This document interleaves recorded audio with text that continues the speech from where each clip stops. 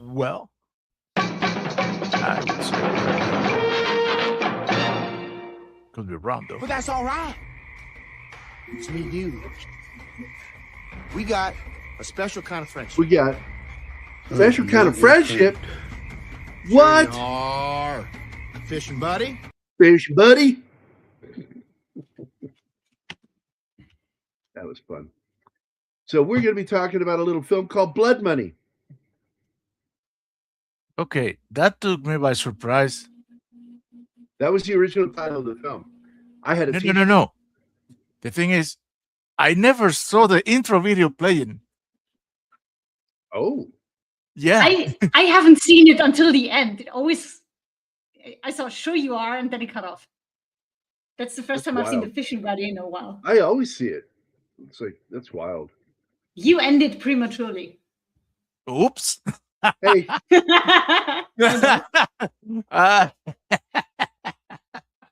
You know, I just got to say, I think some women took a good pounding and were glad it was over. Jesus Christ. Yeah, sorry, guys. We're not child friendly. Yeah, man. That's why Peggy's wearing a headset when she's babysitting the grandchildren and listening to us. One thing is being not child friendly, Anima. One very different thing is causing trauma to our audience with mental images. Oh, we're not causing trauma. We're just having fun. Uber fun. So I do want to point out, this is important. If you guys haven't seen it yet, there's a comment posted to the top of the chat. Last night, Tom Connors over on Mead, they got demonetized. And I'm not sure what truth they said that pissed YouTube off, but they said something and they got demonetized for it. So at the top of the chat, you will see a link to go to Mead's, PayPal. And even if you can't afford to support them, please share it out. Because, man, I love Tom. And I hate seeing them do this shit. And I was always worried because, you know, we just ran into an incident where they didn't post our ad revenue for the month. And they normally do it by the 9th. And I waited a day because I'm like, maybe shit's going on. And it was the 10th and nothing. And I'm like, oh, that's really weird. And so Anima said I should message them. Ask them. No, I think you should bitch about that. No, she said I should message them and ask what the fuck is going on, which is basically bitching at them. Yeah. So you're like Martin arguing with me when we're both agreeing. So basically, before bedtime, I went over there and suddenly it had the month's payment in there. And I'm like, phew. And they make me so Google fucking scares the shit out of me because they really don't give two shits about your monetization. You are not important to them. That they get some revenue from our shows matters for some reason. And that's all. They don't give a shit if we get our percentage. That's why they take theirs immediately and they make us wait to the 21st of every month. And I'm like, you guys are assholes. Hey, Snorty is here. Gambit's the first one in the house today. And let's see who else here. Anybody yet? I've seen Penny and Emmanuel. Oh, Emmanuel, there you are. Hey, Emmanuel, I tagged you over on X. I hope you saw the message. It's about shit going down in France right now. Let's see. And Tim's here. Hi, Tim. So we owe 2 welcome videos. Yeah. And of course, Shirley is here. Hi, Shirley. Shirley, like I said, was his webmaster after me because I designed the website, put it up, managed it for a while, and then the fucking Xena fans drove me nuts. I couldn't stand those fucking people. And Bruce fans are more tolerable. And because they're out there. I mean, these people aren't like normal people. They are like angry about shit. And Susan Layton, she used to be on the show. she was one of our hosts back during the first year, going into the second year. And Susan Layton, of course, has written for a lot of magazines, including Rue Morgue magazine, which is where I think she still is right now. And Susan said something, she got attacked for it. And then I jumped in to defend her and I got a little attacked for it. And I don't care. I really don't care what people say to me. And what happened was the Bruce Campbell fans were pissing and moaning about Ash versus the Evil Dead getting canceled on Starz. And I said, the reason it got canceled is it was behind a paywall and none of you fans paid to do it, or not enough of you. I see there are millions of you, and yet somehow he wasn't getting millions of views on that show. But you guys get angry if it's gone because all you want to do is watch it for free. You don't want to help support the show. You really don't. And so therefore, you need to shut the fuck up. And that's what Susan said, but she said it really nicely. Whereas I said, you need to shut the fuck up because when you were needed, you weren't there. And then they started doing those, what do they call them, where you do polls or whatever, where you vote to save the show and then send it to them. And I'm like, it's not going to work because you're not paying the money to Petition is the word you're looking for, I think. I just got angry at him myself because that was a good show. I loved Ash versus the Evil Dead. I fucking loved that show. It was funny, great gore in it. I don't know, man. People like to bitch, but they don't want to be there. That's why these fake fans that go out there today, the new Star Wars show is amazing. Yet they don't watch the shows. Clearly, when we finally got to see the numbers, I'm like, where were you people? You're mouthing online in social media, but you're pirating, not I guess. That's the problem too. Yeah. A lot of these people don't want to pay and they want to watch it, just want to watch it for free. I get it if you have a beef with the channel, because I won't pay for Netflix. I'll never give them my money ever again. Ever. Because the thing is, there's too many services now. And the shows are spread out between all of them. And if you want to support all your favorite shows, you have to get all these fucking subscriptions and pay every month. And it's just out of hand. It's too much. Well, I'll tell you now, Apple Plus TV or Apple TV Plus is worthwhile. And I do have a membership with them. I have a membership with them. I have a membership with Hulu. But I don't do Disney. Even though it's in the package that we have at the house here, I won't watch Disney.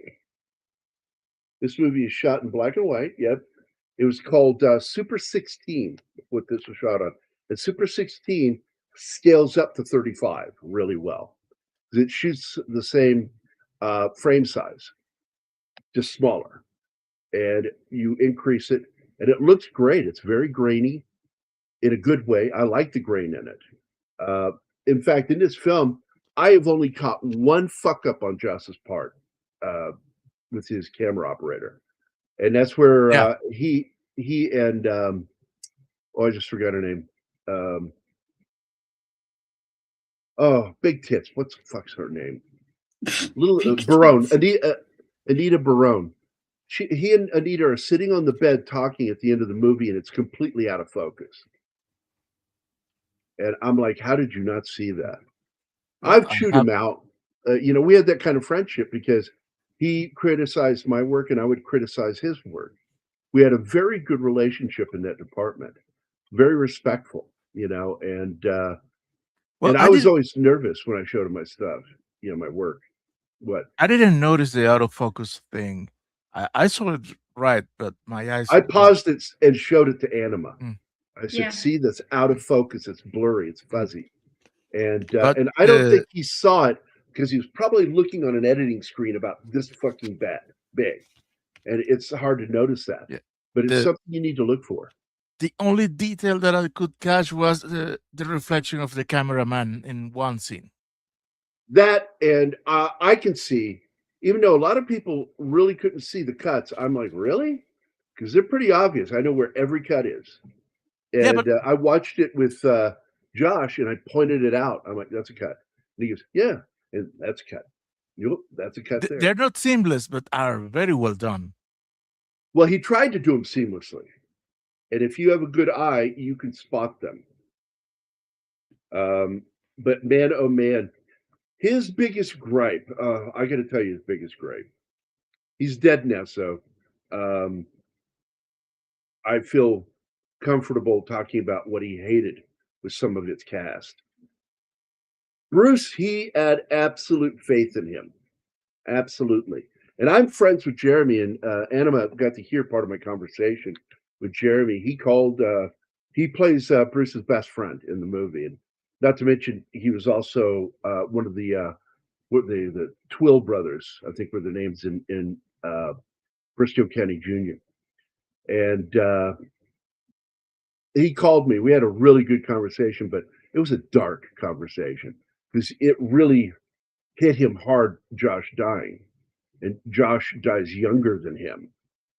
And that conversation went to a dark place, but he's a Marine veteran, served in the Vietnam War. And his job was handling large rockets. And because he was really surprised, I got him to open up and talk about his military experiences in his first ever interview. And I did that for a magazine, and then I owned the rights to the interviews, so I brought it over, and you can still find it over on Josh Becker's website. I'm worried, and I'm going to get a hold of his sister because that website needs to stay up. And I told her I can go in and edit if you need me to. So, man. Anyway, I did the whole funeral thing this morning, and Bruce, I felt he should have said more, because those guys have been friends since middle school. They met in the 7th grade, and they became best friends, and they've been best friends to the day he died. And sadly, because of some of the shit that happened in his life, a lot of the gang from the Detroit Mafia abandoned Josh, which really upset me. When he was at his lowest and not knowing what to do, he needed somebody to talk to him. And I tried to be that person. I don't know how good I was at it, but we talked all the time.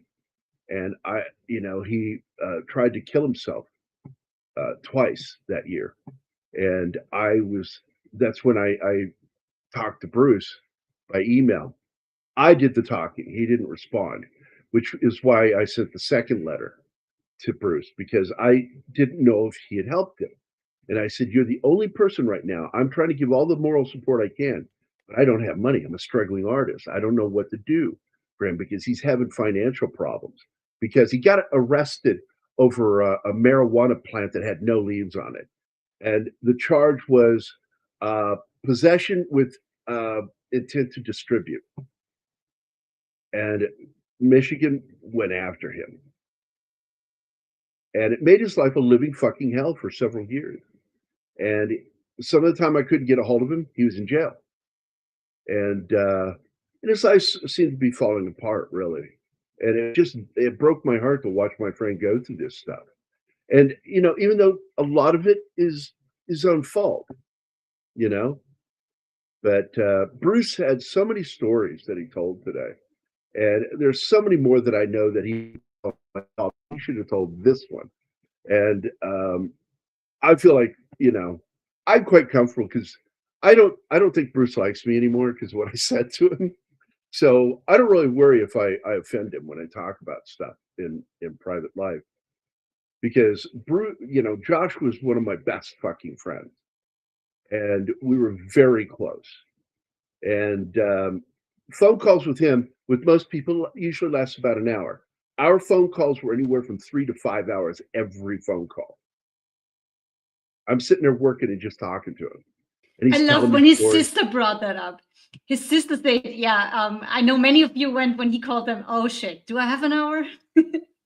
Yeah, my only rule was when his drinking was bad, I wouldn't take phone calls after 1 PM because I knew he was probably sloshed. But I got to tell you, some of the most entertaining phone calls I ever got from him were when he was a little sloshed. And he would just fucking, no filter, just fucking telling me shit and how this fucking asshole did this. And I punched that motherfucker. And it led to one of the funniest stories because when I moved from Elm Street over to the house with Zoe on the other side of town, over by Keith, my house where I was at was 2 blocks from Keith. And I got a new number when I moved to, I had a landline, and I rarely had a, mobile phone. I really didn't like them. I always liked having a landline. So when I moved to the north side, I got a new number. And he wasn't able to get a hold of me. So what did he do? He signs up for Facebook. And he didn't know how to use Facebook. He is about as what we refer to as net-tarded as you get. Doesn't know how anything works on the internet. He's just like dogs. They can be street stupid because they don't know how to handle a street. They'll just run right out in front of a car. That's Josh with the internet and social media. So he joins up just so he can find me. And he finds me on Facebook and messages me. It took him a couple of days, and he found me and messaged me. I got the message. I messaged him back with my new phone number, and he calls me. Now, he's been on social media for about 30 hours. And this is where it really gets interesting. Okay, so he gets a friend request from Bruce's brother. And he responds to this request with these words: "Why the fuck would I want to be friends with you? I've never liked you. And I'm going to do my impression. I've never liked you." That's how Josh would talk. "Why would I want to be friends with you? You fucked my girlfriend. And then out in front of that house, I beat your ass into the ground. So why would I want to be fucking friends with you now? You're an asshole." Now, he thought this was a private conversation. Oh. He's fucking social media stupid. And he's like, gets a phone call from Bruce. And he says, "What the fuck are you doing talking like that with my brother?" And he says, "Well, you know he's an asshole." He goes, "I know he's an asshole, but the world doesn't need to know." And that's when he learned that wasn't a private conversation. That was posts on his front page, Bruce Campbell's brother's front page of his Facebook page, out there for everybody to fucking see. It got so bad that a woman that loves Josh is Bruce's mom. She loved Josh. And she loses her shit and calls Bruce. She goes, "You need to deal with this. Your friend." So Bruce, got it all fixed, straightened out. He deleted his message, showed him how to delete the messages. They got deleted. And Josh is like, "I'm so sorry. I didn't know it was public. I'm so sorry." And Bruce is like, "We need a break. Because they're best friends, okay? We need a break." And Bruce, Josh is like, "Why do you fucking care so much? You fucking hate him too." He goes, "I love him. I just don't like him." Because that's what it is with families. I'm the same way with my siblings. I said it to my sisters, man. If we weren't related, I'd have nothing to do with you. I can't stand you as people. I think you're horrible.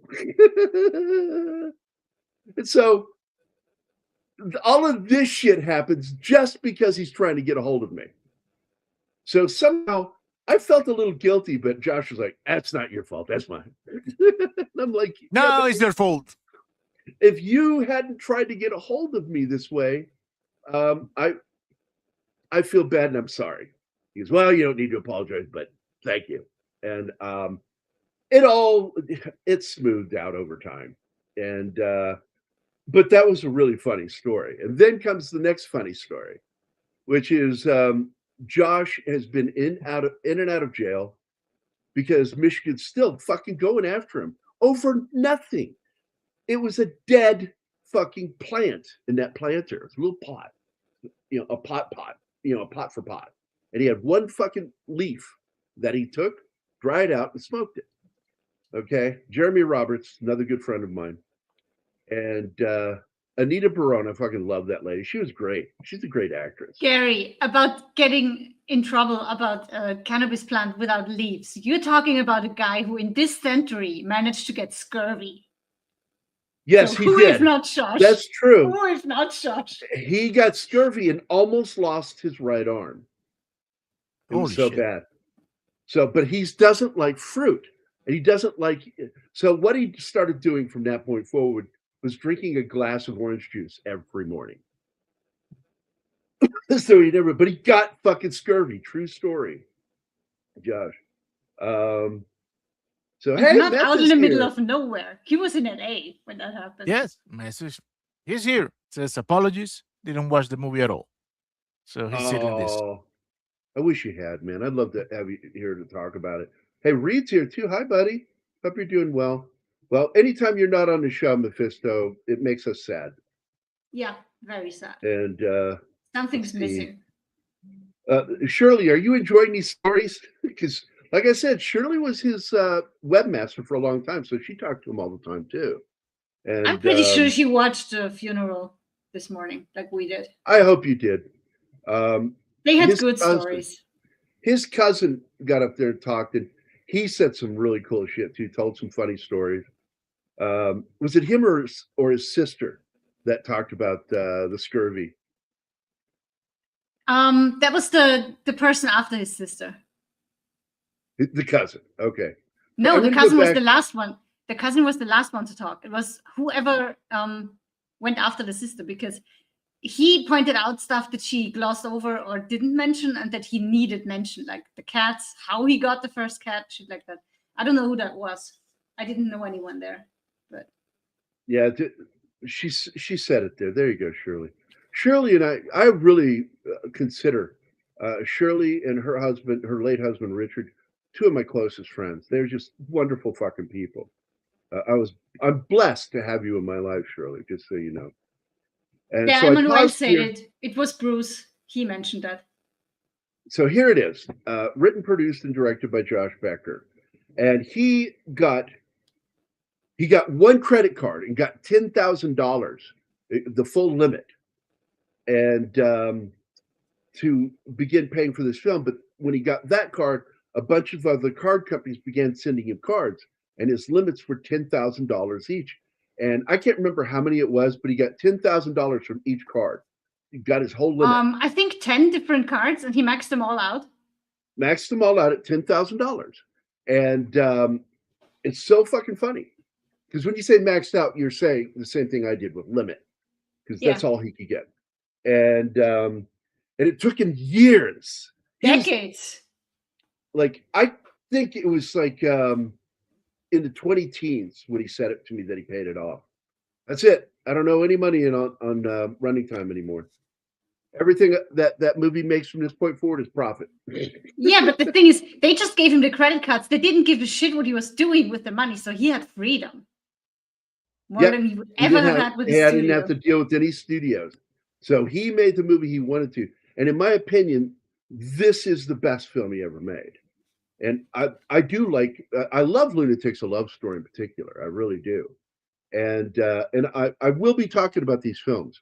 I also like Stryker's War, which is also known as Thou Shalt Not Kill Except.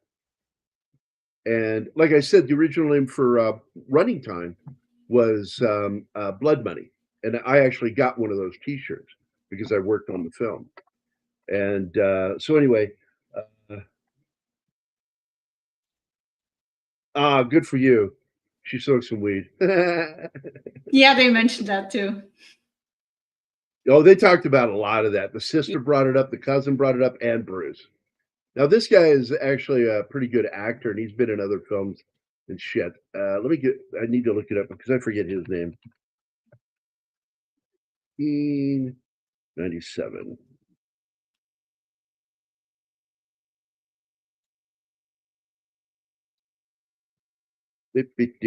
Here we go. Also, I reached out to William Stanford. That's in the movie as well. He hasn't read it yet, his message that I sent him. But I do know he's still alive and working. And he plays the part of Buzz. And he's a good actor. The actor in the film that Josh didn't like, and this guy, I forgot. Curtis Taylor is this guy's name, and he plays prison guard. No name. But he's been in quite a lot of stuff, including that Western with Tommy Lee Jones that was on TV. He's in RoboCop 3. He's in the movie Bad Santa. He was in Knight Rider, but he only did one episode in that. But he did that fucking movie. What was it called? Let me go through here. Yeah, these are all things I don't give a shit about. Oh, he was in Art School Confidential. I like that when he played the coach.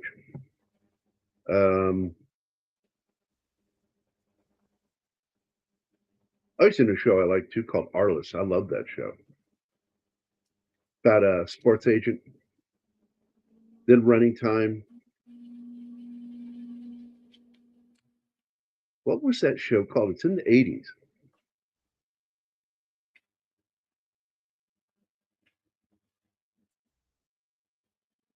I have to go find his episode of A. He's on the A team for one episode too. Fuck you. It's too fucking long, and you guys fucking just sit there breathing. I'm just trying to not fall asleep. Okay, I'll stop reading then.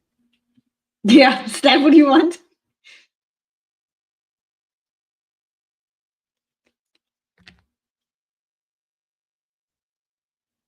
This is how things are here. Stop breathing. Okay, boss. I asked Lonesome Dove, which was a hit TV show. He was in that. So he got really good actors for this film. And but the neat part is this scene coming up where he goes in to talk to the warden.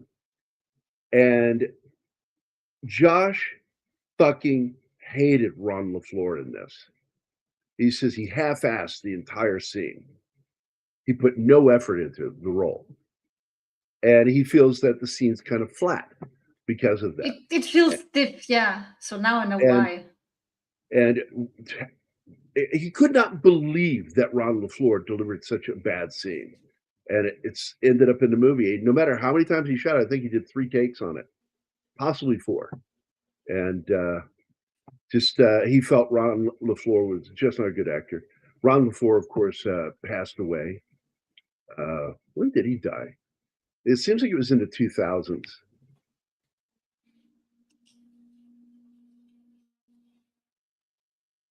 Am I losing signal? What the fuck is going on?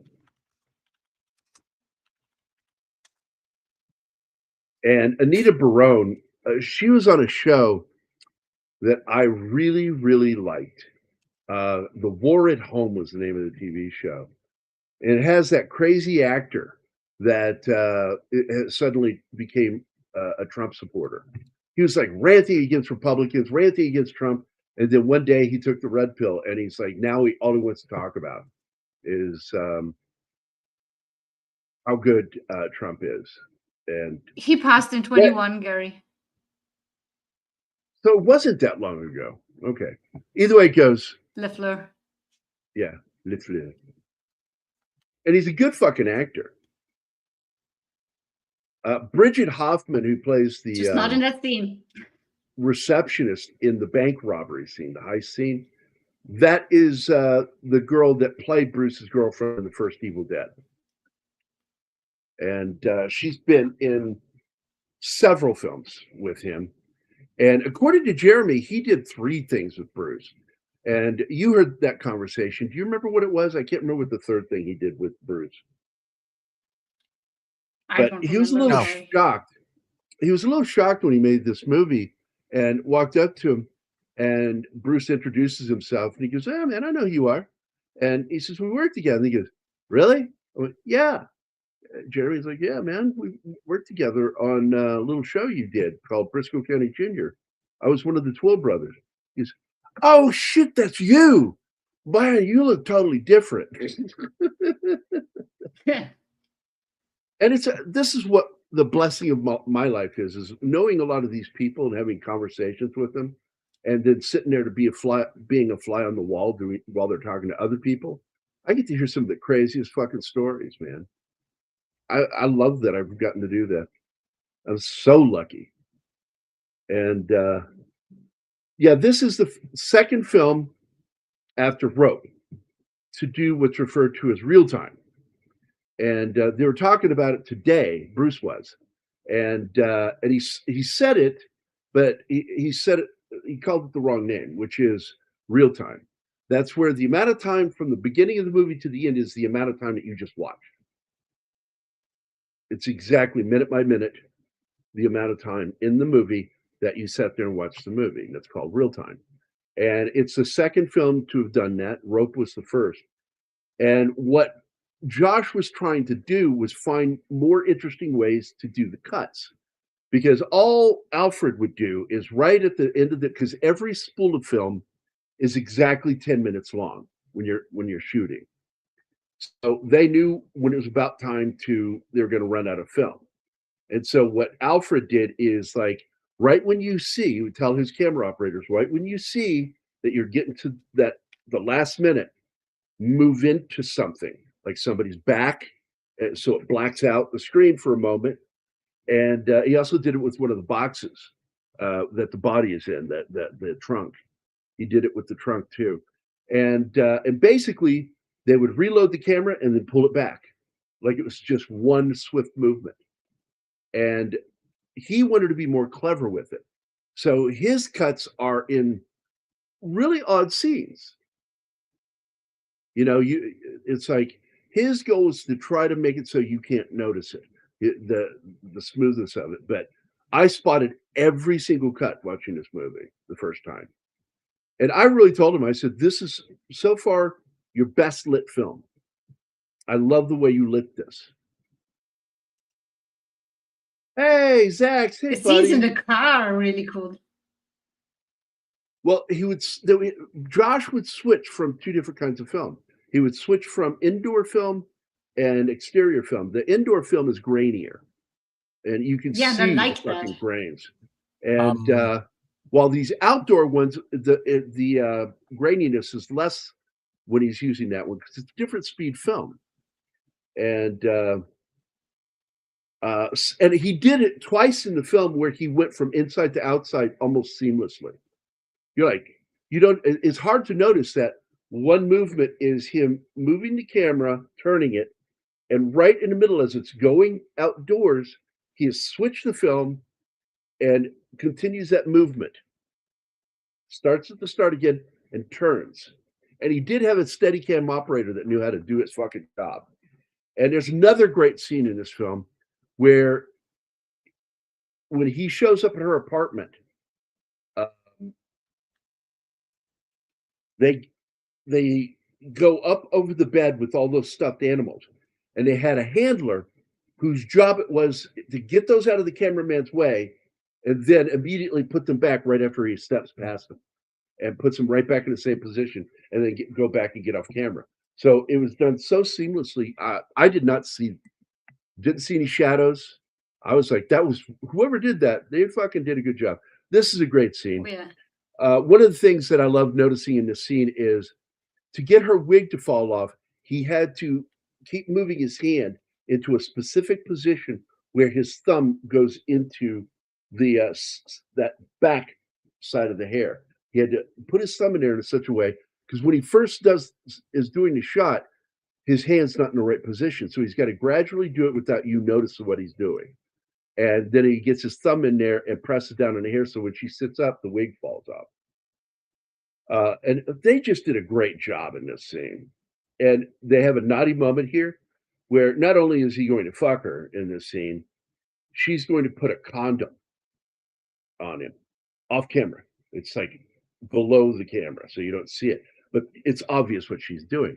And I'm like, that's really nice. You put a safe sex ad in there. Good boy. Well, good. Way to go, Josh. By the I way, love the moment when they. Sorry. Go ahead. we are 3 videos late. Yeah, No. that's right. Hey, Get- fuck you, Carl. The short version, and then we have By what name are you known? There are some who call me Tim. and finally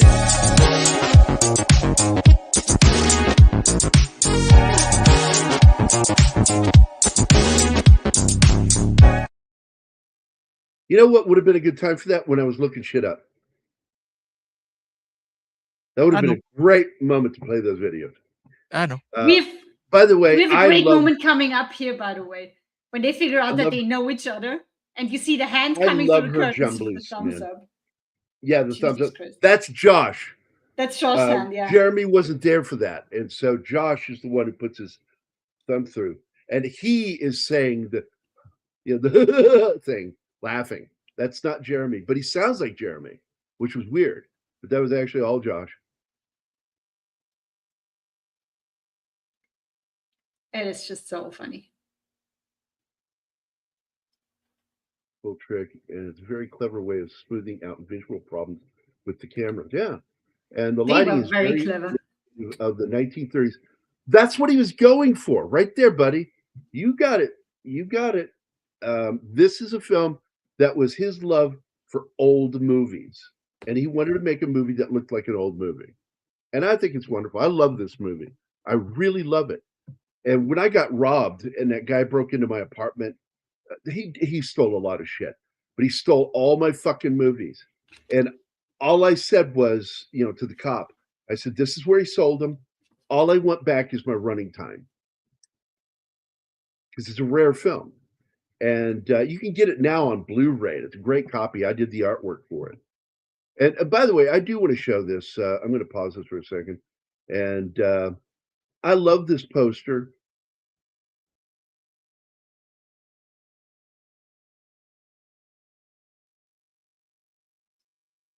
That is, I like that artwork. I mean, I didn't really see it as a great poster, but I love the art on it. And the guy nailed Bruce's face. And I put the original logo on there because even though it's called Running Time, original is called Blood Money. So there we go. Yeah, it's just you just do the snorty. You don't even throw dance on there, buddy.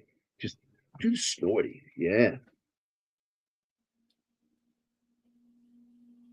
Well, that's one thing. We did not agree politically at all. But I didn't talk politics with him. He would talk to me about politics, and I didn't want to, piss him off with what my opinion is on what he was talking about. The only thing I did say is, one time to him, I said, it's our duty to serve our country in a time of war. And if you would go to Canada to not serve in a war, it kind of makes you a shitty person because you're saying you have more of a right to live than other people who got to fight in your stead. And that's the only thing negative I ever said to him. And I said it on a show he was on. I said, but I like that you show your patriotism through the stories you write about soldiers, because you do write really well for soldiers. I said, but you should never run from a fight. And another thing I said to him one time was, I said, you're willing to fight over a girl, but not your country that gave you the privilege to do what you do. And he never liked hearing shit like that from me, but he also didn't fight me when I said it, because part of him knew that I was being honest and truthful, and it was right, because that's the way it is. Now here's the funny part. So they were item back in high school, these two characters, and and she didn't remember his penis or his face, while she's talking to him, and then he doesn't know her or remember her, and I'm like, man, that's a big reach right there because they just fornicated, and usually when you get close enough to do that shit, you should fucking recognize somebody. But I went, fuck it, I'm going to go with it because the rest of the film is wonderful. And I got to tell you, Anita Barone fucking knocked it out of the park with her performance in this film. I think her only weak moment in the movie is back at her apartment when she's having an external thinking process where he's talking about what she's thinking. And she begins talking about, him leaving and how it's going to break her heart again. And it's like, I would have rather have seen it rather than be told it. I felt like that was a mistake doing that, both on Josh's part, and her delivery on that was really kind of flat. But it's still good. I enjoyed this fucking movie a lot. It is actually in my top 20 films of all time. And I've seen Lunatics: A Love Story. It's a fun movie. It's not on my top 20. And I worked with Josh from Running Time to Morning, Noon, and Night and Warpath. And those are the movies I did the posters for. And Morning, Noon, and Night it's very well done, but I didn't like the story at all. Why? Because I don't like people like that in real life. Those characters. In real life, I've met people like that, and I don't like them. That's all I could feel. I had disdain for the characters. And I need to care about the character. And Josh taught me that rule when he was teaching me screenwriting. And, he says it's easy to write a character that nobody likes or that you don't care about. Coen brothers were good at that. And, but that's his words. That's what he said. I actually liked the Coen brothers. They used to work together. They were friends. And because the Coen brothers came up working on like Sam Raimi movies. And Sam Raimi, though, wasn't the first one to make movies. It was Josh. And they wanted to get to know this guy that made a movie in high school, Oedipus Rex. Bruce was in it. And what Josh loved about that one, he talked about at the funeral service today, was that he actually owned a toga. And that impressed Josh at the time. I will tell you, there are moments while the making of this film where they didn't have something with SAG, and motorcycles came up and tried to ruin the scene, but they didn't. They failed.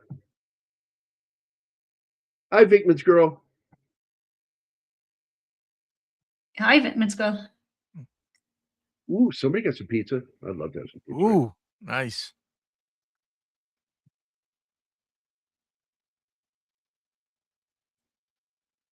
What kind of pizza? No, don't go there. You'll be talking about food for the rest of the stream. No, I'll be fine. I just want to know what kind of pizza. Now she figures out by the way they're talking, they're ready to pull off a heist. Yeah, he just got out of prison and immediately goes for the next heist. And by the way, LaFleur was supposed to be in that scene when they get there and the car pulls up and the guys come out with the money. That was supposed to be Ron LaFleur.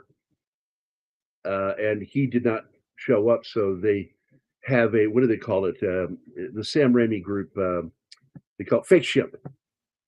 They have a fake ship.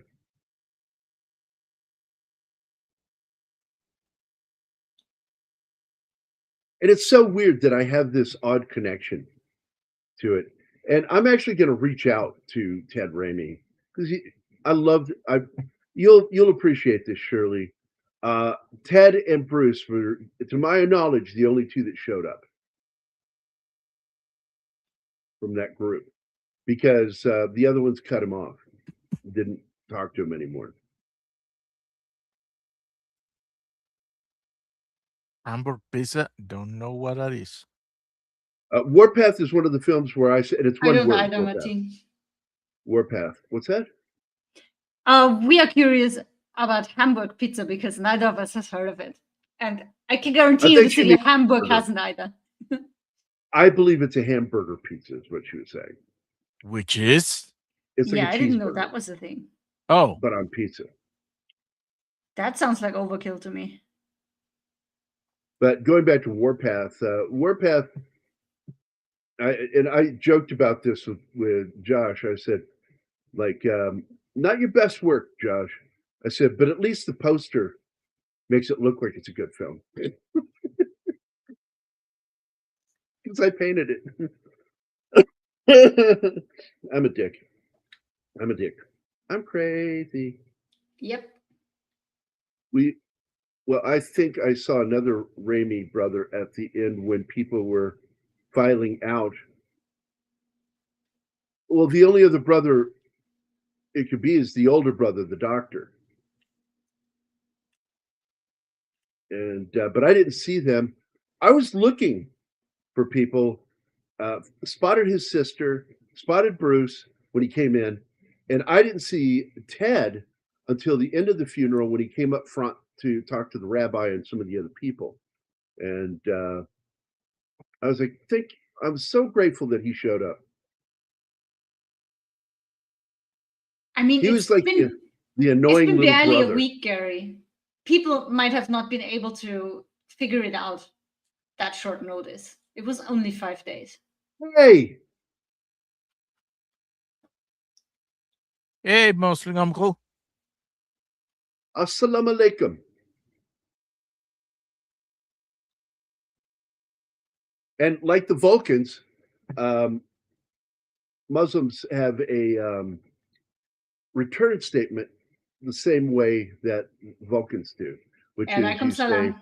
live long and prosper, and the Vulcan reply to that is peace and long life. Yeah. I like And that. I always like that. Assalamualaikum salam is the response. I learned that because I was in the army. And I got sent to the Middle East, TDY, temporary duty. Ivan, yeah, that's the older brother. He's the one that became the doctor. Although I think I've seen his name on some of the productions because I think he probably gave money to them. Oh, we lost Martin. Oh shit. And the slideshow. Send me the link so I can download it. You are signed in there too, Gary. Yeah, but I don't want to go looking for it while I'm still doing all the talking. Ah, Yep, there you go. I'm trying. Oh, I think it's Assalamualaikum salam. Okay. Can you remember where we were at? I've heard it differently.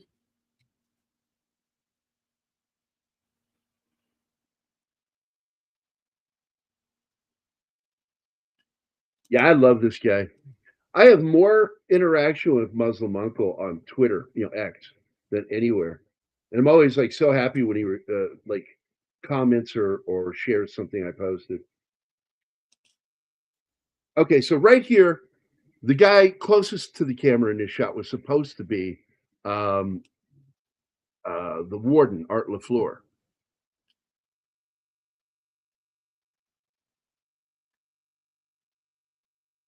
And once again, everybody, if you can't financially afford it, please share out the post at the top of the chat that I have tacked on there, because our friend Tom from Midnight's Edge has his show that he does Mead, which is midnight. Oh my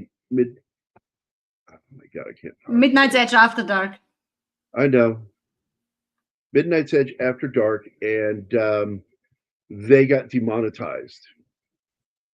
And it takes a lot of fucking work to do the shows that they do. I mean, we do too. And we appreciate what you guys give in super chats and shit like that. It's really deeply appreciated. It's like I tell somebody, I don't want to advertise this, and I don't know. You guys tell me what you think of my opinion on this. They said, Oh, there she is. That's Bruce's girlfriend from Evil Dead. And but anyway, I feel that I shouldn't grow this channel very much. I don't want to, because I could pay some of the companies out there to help my channel grow, and I don't want to do it. I think we've grown enough. I don't want to get bigger, because bigger is where you get really a lot of trolls. And I like kind of where we're at. We're kind of just there and not bursting out. Do you guys think Link I'm is in the wrong private for chat, Gary. what? Link Oh. is in the private chat.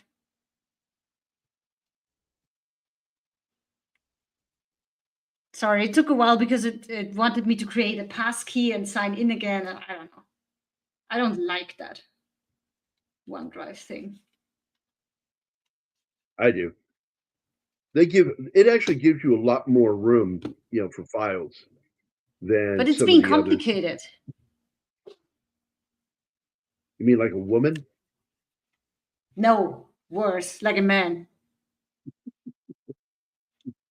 Everybody knows that's bullshit. Yeah, if you find us complicated, you have severe problems. Likewise, my friend. No. We are very direct troglodytes that never grew up more than 15 years old mentally. So we're quite simple.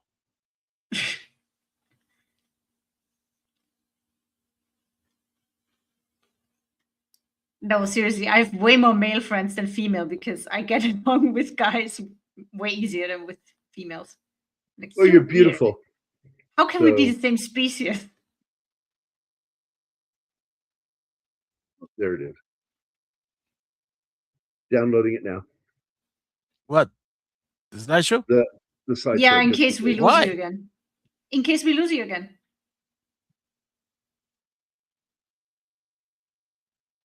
Man, I got to ask you. You were friends with Josh, so did this one survive? This guy? No, he dies. Oh, Yeah, he gets shot in the alleyway. Although In the Josh back. suggested at one time that he may have been arrested. He did, he never gave me a full confirmation because the character just disappears. yeah. You From the don't movie. know. And I always said, well, for me, I hope he survived because it would suck if he died. But Bruce's character acts like he's dead because that's why Yeah. he starts losing his shit. He wants to know- go for the money. He doesn't care for his friend who's lying there, shot in the back. He tries to retrieve the money and then he can't because he's being shot at, so he runs off. No, I think he was trying to help his friend. No, he went back to get him. He did. That's when he You gets sure? shot, and that's when and that's when He I loves read the the guy. fucking script. Yeah, he's his good friend. They were in prison together, and they have a very close bond. Hopefully, not that kind. But anyway, Yeah, that would be weird. but he does go back, and that's when one of the serendipitous shot that Josh loved. When the squib goes off, the blood sprays on the camera lens. I like that. So Oh, did he. what? That He was got an excited. accident. Yeah. It was serendipitous moment.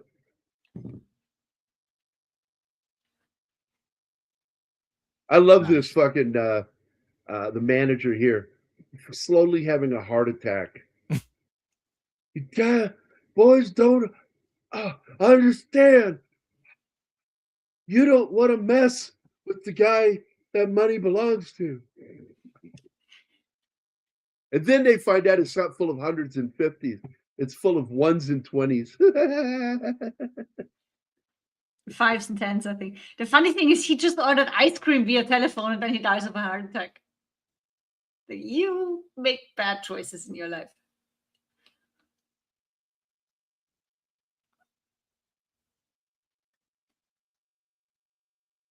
And I guess, I will go ahead and talk about this. I don't want to talk much about it, but Josh sent a letter to me that I think he wrote while he was either really high and drunk or drunk. And maybe he thought it was funny, but it was pretty fucking rude. And it pissed me off and hurt my feelings what he said. And everybody got to read it. Anima got to read it. Martin got to read it. And I'm like, oh, well, hold on. He cannot have been drunk because his sister said he's been sober for 6 years. That she thinks. I don't agree. And and if he was sober, what he said was even worse, and I didn't like what he said to me. It was, I considered it a very toxic thing to say to a friend who has done a lot of shit for him. I did a lot of shit for him for nothing.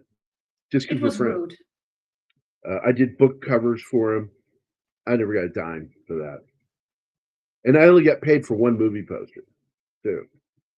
And but I would do them for him. Because Joe did the same thing, and I know Joe. I tried to get a hold of him, but he didn't respond. Because I'm assuming he's probably already dealing with this stuff. But I didn't see him at the funeral today. Joe LaDuca. Because they go back a long way, too. He has composed the music for every film Josh made.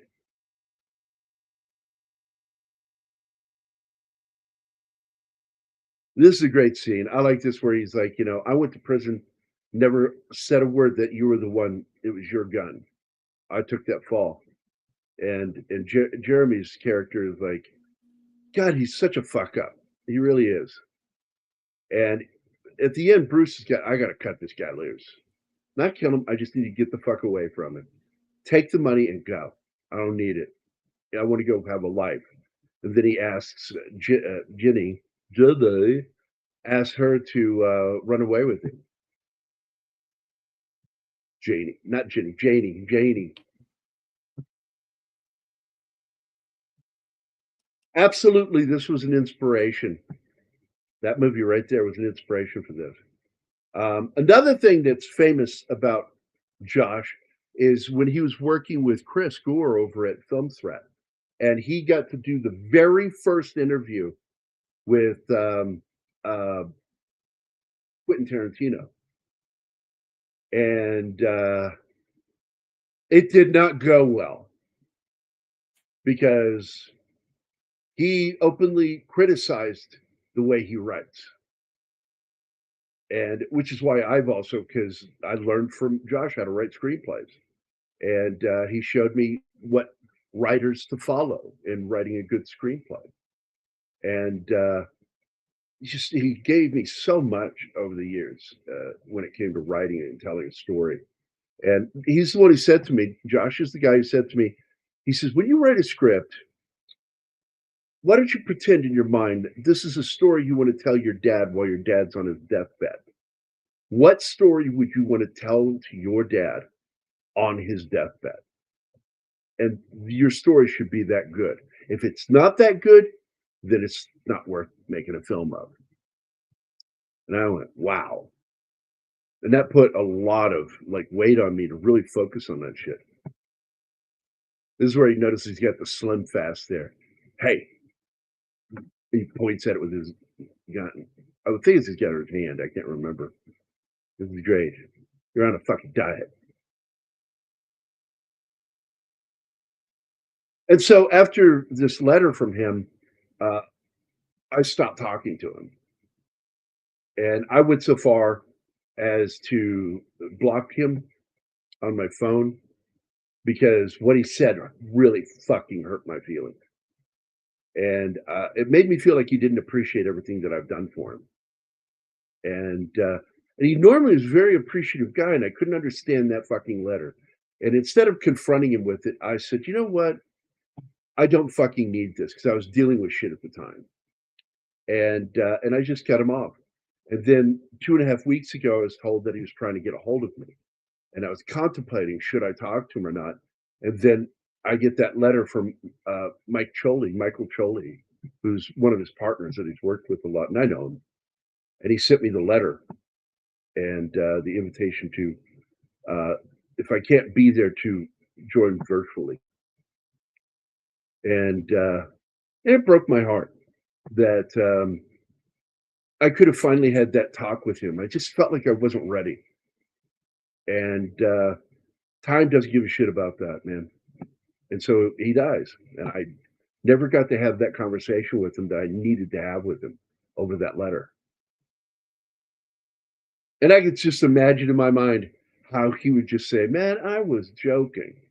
You know, you should have said something to me. Man, you know, fuck, you know, I went a year without talking to him. And the same thing happened with my dad, and I regret that to this day. So 2 regrets right there. She's a really good actress, by the way. She's been in a lot of stuff. Well, the funniest part was that when his business manager, Quentin Tarantino's business manager, read what Josh said in the interview article, and he called him one of the most ugly human beings he's ever met. And that was just one of the negative things. His criticism of his writing. And he's like, I am not going to approve this interview. And it was funny. It led to some heated conversations to where Quentin doesn't like Josh. And in fact, they were going to make a documentary about Josh 2.5 years ago, 3 years ago. And I was going to do the poster, and I already did the poster, but it died. The film died. Right. And because the guy ran out of money, and he had to do work, regular work, to get money, and so it just died. And I was going to offer to jump in and help him, but there was an opportunity to have Josh Becker and his manager be in the movie about Josh Becker. And Josh was like, I'm fine. If they hate me, they can talk about how much they hate me. I think that'd be great in the documentary, you know, but they wouldn't do it. They refused. And it's really fucking sad. So then the security guard just got shot trying to leave the room. The manager fucking has a heart attack. And the girl is the only one left. And Jeremy's character wants to kill him. They're witnesses now. They've seen our face. They've heard our names. Well, they heard Bruce's character's name because Jeremy says it out loud. Which is stupid. They are bad at what they're doing. Yeah, they're not very good. Oh, absolutely.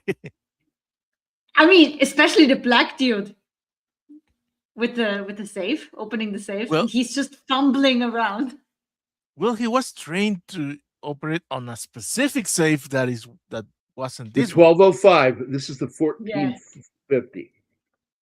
Do your research before you do it. That's several generations newer. So yeah, I'm going to pause it for a second. No, Sorry. every problem in the heist was caused by Bruce's best friend, who was an idiot. Pretty much. So yep. I told you the movie has fake shimps in it. Fake ship, fake ship, fake ship, fake ship, fake ship, fake ship, fake ship. And their job is to stand in for other people. You want me to share that? Oh, yeah, you don't have it set for auto. I'm used to being auto. Mm. But there you go. That's it.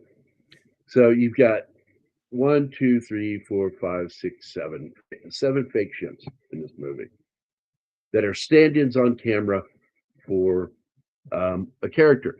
And they're the ones who coined that phrase for filmmaking based on what they did for the real Shemp, Shemp Howard. And when he got sick, and I think died at some point too, they had to finish a couple of films, and they had fake Shemps in it. And that's where it comes from. Three Stooges.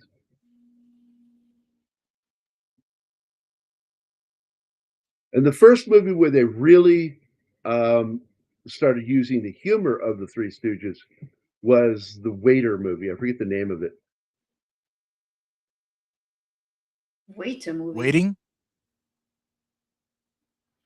Oh, yeah, I posted about that today on X. There's a photo of him standing behind Paul Dano, glaring at him on the red carpet. Here, I'll get it.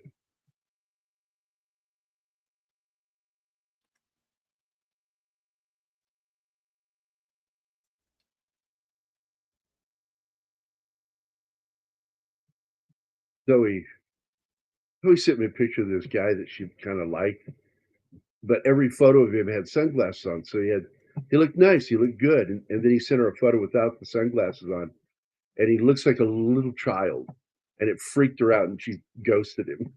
Is that the guy with the filter that every photo looks like it was taken in the 80s? No, the other guy with the hat, with the little And the boy mustache? eyes. And the mustache, yes. Oh, yeah, that one. He looks like a child. And it freaked her out. And she goes, Good. Also, it freaks me out that he doesn't know how to take a selfie. Well, that is, yeah. I'm like, Zoe, you have the weirdest thoughts. I swear to God, you're just so fucking weird. Well, it's your daughter. I'm not like that at all. Yeah. You're weirder in other senses. Hey, But the listen, man, weirdness. being Gary's kid is one thing, but she's really a weirdo in so many ways. Yep.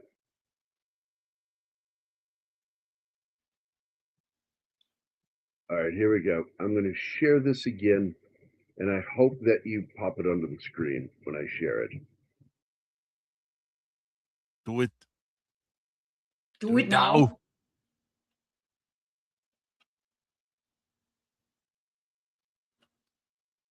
Hey, the talking is my part, Martine. You do the special effects. Thank you. There you go. Oh, yes, I saw that picture. Pause. Remove. Boom. I saw that picture. Oh, man. Oh, But he wants to kill him in that moment. No, And I don't. I wouldn't say that.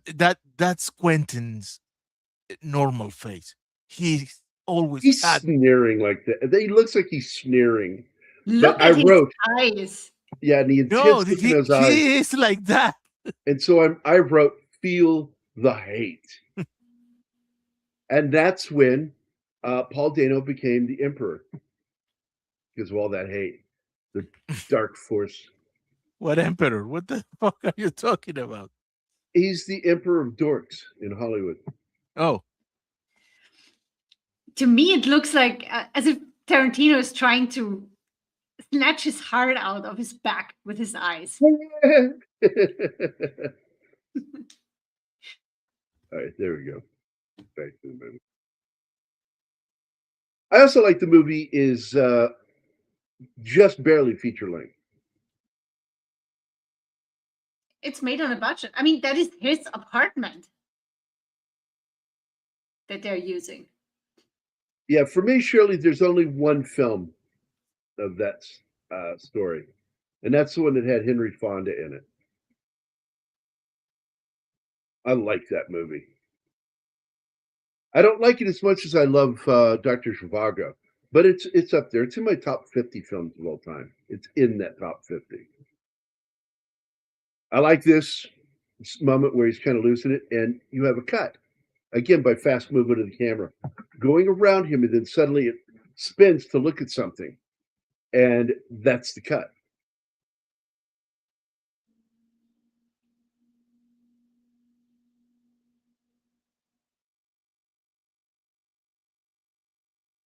You know,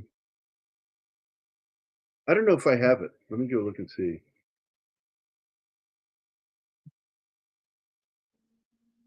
Shelley agrees with me that Oh, he's well. trying to rip that Tarantino is trying to Yeah. rip his heart out with his eyes, out of his He's back. trying to stare him into unexistence. Yeah, like melt him from the inside with his power gaze or something evil.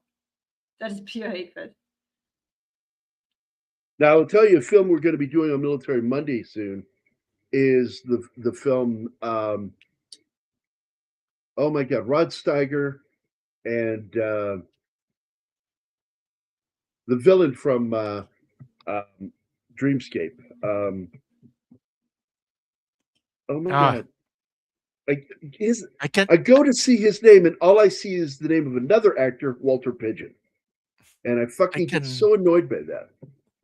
I can never remember the name of that Squirrel. actor.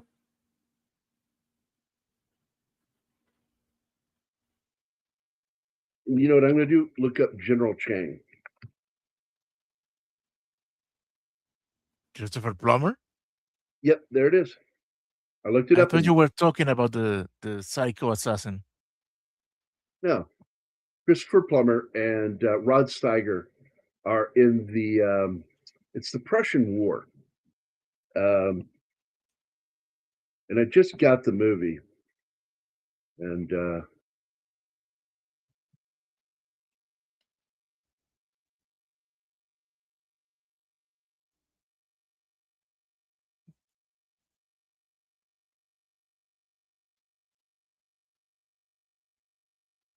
Well, I assume Anima knows all about it. About what? okay, there it is. The Prussian War. The name of the film No. is Rod Steiger's Napoleon, and Plummer plays the part of Wellington. I think it's called Napoleon and Wellington, but it's called Waterloo. And that's the movie we're going to be doing probably next week on Waterloo. Monday. Yeah, I just said that. We do A Bridge Too Far next week. We had to postpone that. Now I'm going to let you guys know. Shirley knows this, that the apartment that she lives in is actually in reality Josh Becker's apartment at the time when he made. I just read that. The only thing he did was reading. relocate. I'm not paying attention to you guys. I was reading to find that name, so I can't do that. I can't split my brain and do two things at once that way. I could drum and have my hands and feet doing different things. I'm just saying. My brain. I mentioned it. The only thing that he did was relocate his cat, and I think the movie would have been even better had his cat been there in some shots in the background. I think cats doing stuff. are great, and I liked his cats. He always had good cats. They were always nice, and it's so funny to learn that about him because he's such an abrasive person, you know. And that was brought up during the funeral today because he can be very fucking abrasive, and I was never bothered by it until that letter. And then I just got a little butthurt by that, you know, and it's like, I just didn't want to talk to him. Like, you know, why am I fucking talking to you if you're going to say shit like that to me? Why do I help you? And he was pushing you away, Gary, so. I guess.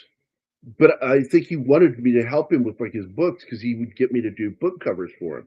The problem was, like, he just fucking, that's too good looking for the book I wrote. And I'm like, are you fucking kidding me? He says, yeah. He says, that's a great painting. I can't put that on there. I would prefer a more text-focused book with no artwork on it. And that's how that painting that I did, let me find it real quick.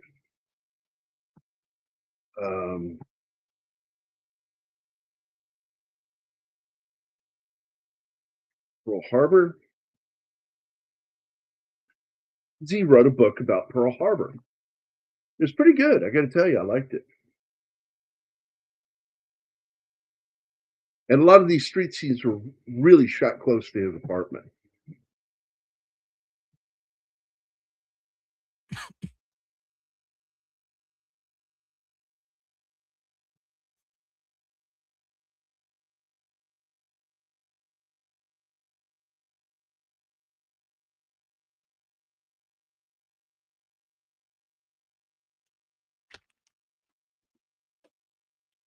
Sweet old softy. Yeah, I like the story about how he came to have he went to get a cat.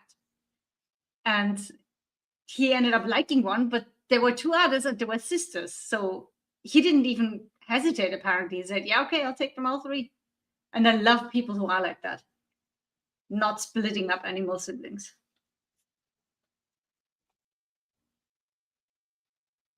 Oh, Snorty. Bad bear. He says cats are good. In fact, they're downright delicious. Bad Snorty. Oh, so you're a Korean bear. Oh. Ugh, bad Gary. You had to go there. That's racist. So here we go. Get ready to add this to the screen, Martin. Come on. There you go.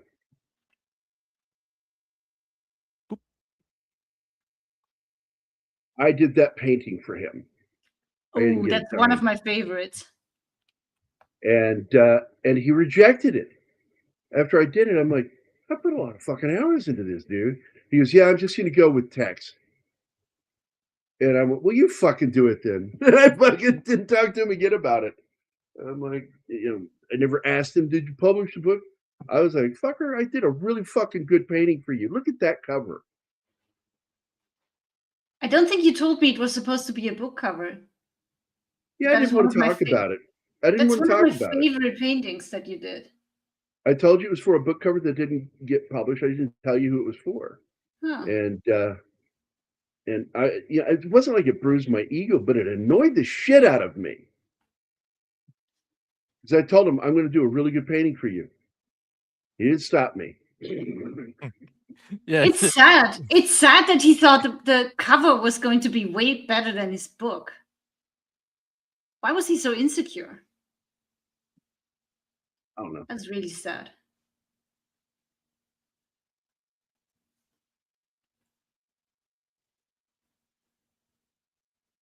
I do like the way Bruce kicks the shit out of this guy. The guy doesn't even fight back. Gets his watch back.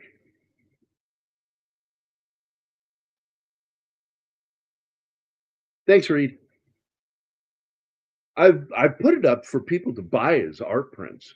Just it's an art print gallery where they do really. You can do print it on canvas, or you can print it on poster board, really thick poster board, and get it framed and shit. And nobody's ever bought it. I'm like, no, all right.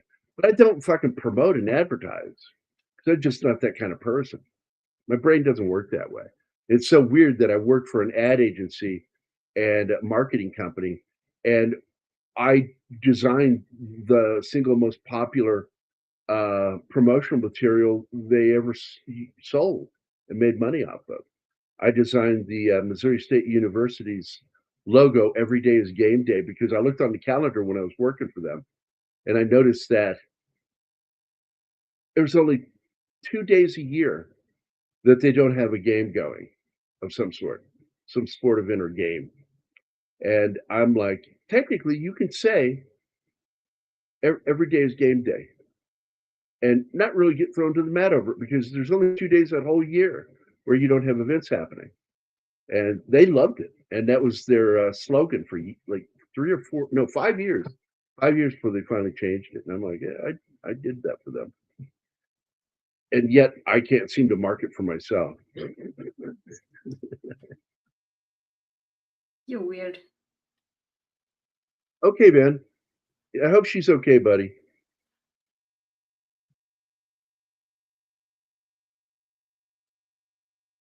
Thank you, Gambit. I really put a lot of work into that, painting that fucking zero and making sure the ships were in the right positions. Oh my God. The only thing I did that surprised people was, and you've got to really look for it, or because you probably won't even notice it. I have the Pearl Harbor USS Arizona memorial at the bottom of that painting because you can barely see it. Here, I'll show you again. Pull it down. Right there at the bottom of the book on the back. That's the memorial. yeah. Just where the IBSN sticker should be. Yep. I knew I could hide it there and people probably won't notice it because I wanted to put it in there. Absolutely. I hope he is resting in peace. And I do have regrets with him over the last year that I wish I'd gone back to talk to him. I just thought I had all the time in the world.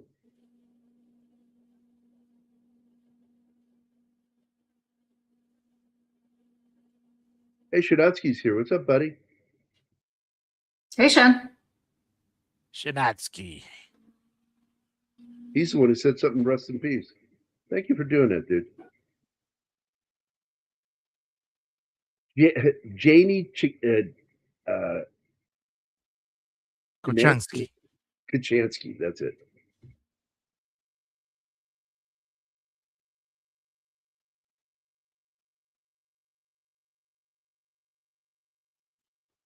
I thought he did a good job with his acting here. Because he's really kind of acting like somebody who's been shot. Because, I pointed that out to him. I said, I really like the way you did that scene, Bruce. Because I've had to deal with a lot of gunshots, gunshot wounds. And unless it has shattered the bone, which normally it'll do that, people think that, it just hits the meat. No, it'll go No. through the bone. And your arm is just sort of hanging there by muscle and skin, which I've Yep. seen. Sometimes you just have to kiss that arm goodbye. Yep. Well, they can surgically save a lot of them, but it's a lot of work if the bone shatters, where the bullet hit, and that takes a lot of fucking work. And sometimes what they do is that arm's just a little shorter. It's true. It happens. Mhm. Well, yeah, if the bone is too damaged, you need to cut it out.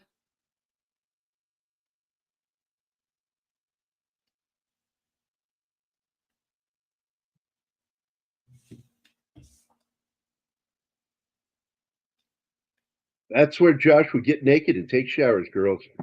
Anybody watching? You had to make it weird. No, making it weird would be, and some of you gay people Oh, watching. Stop there.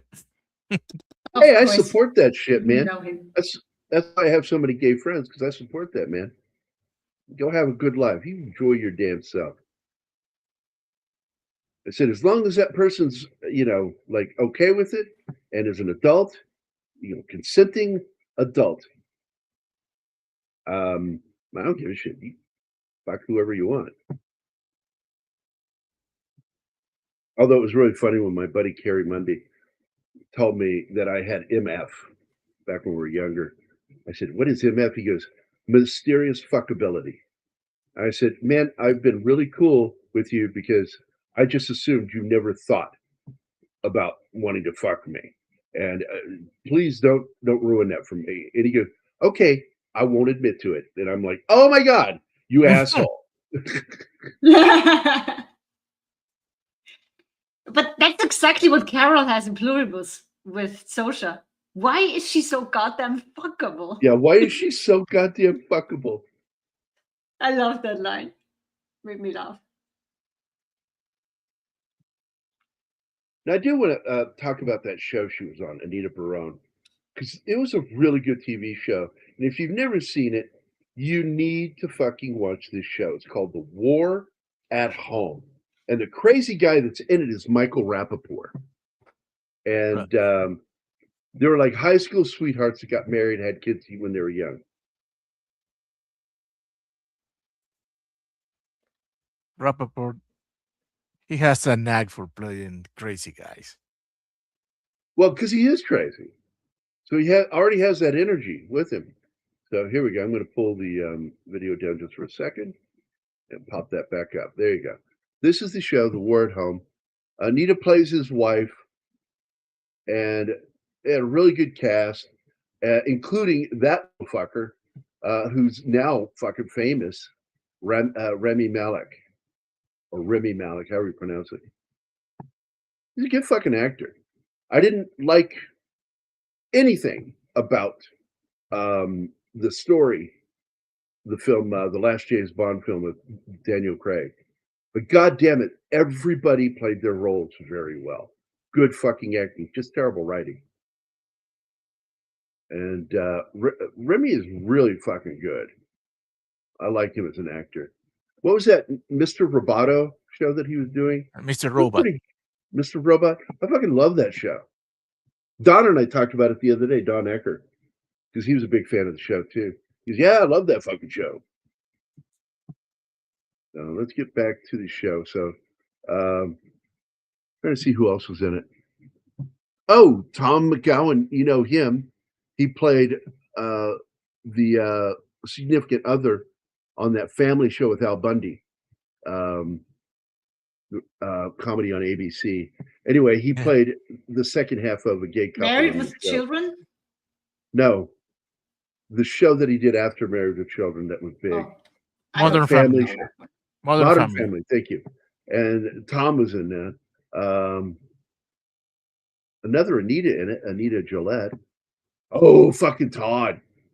He's the only reason why I wasn't interested in a spin-off Star Trek show from that last Picard season. Yep. Because they killed him.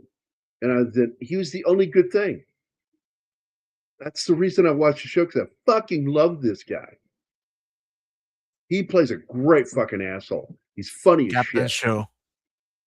And they fucking killed him. I'm like, you guys are assholes doing that. He was the best part of that last Picard season. All right. You can get back to the movie, buddy.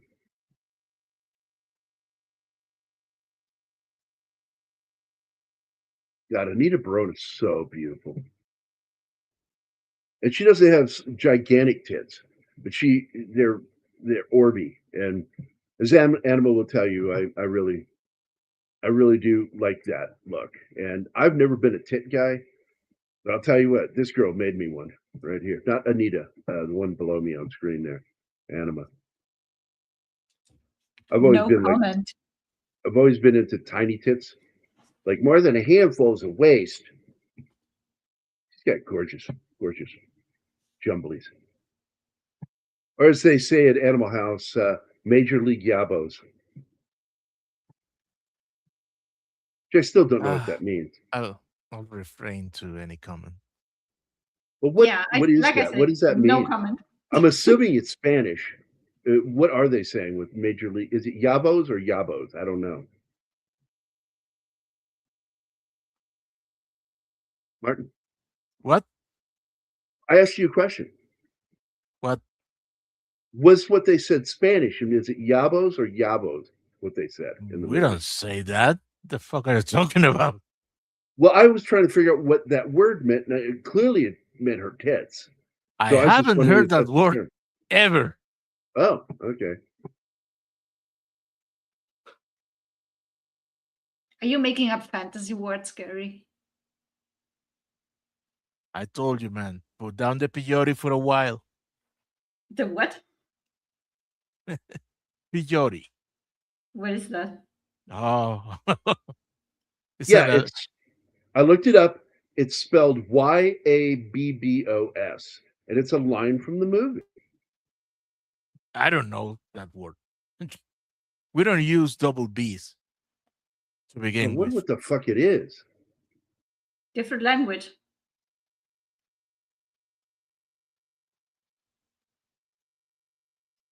I still want to know what you want Gary to put down, Martin, because I haven't heard that before.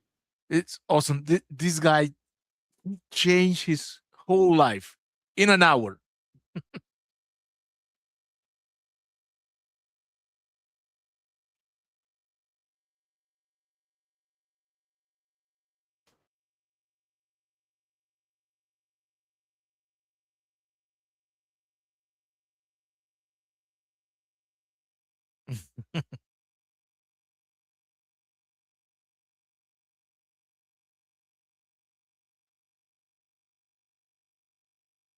Oh, man. I love that part where she read it wrong all these years, what he wrote in there.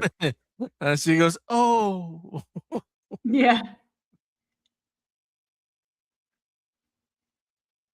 Okay. Hey, Janie, I'm so sorry.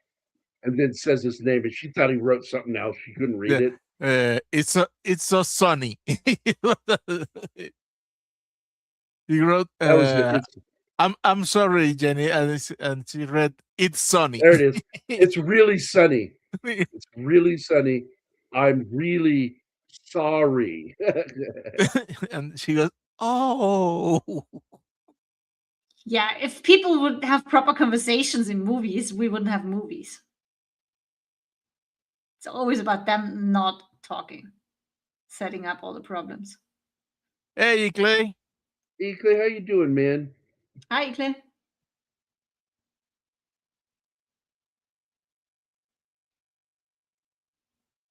And see, he spelled it correctly.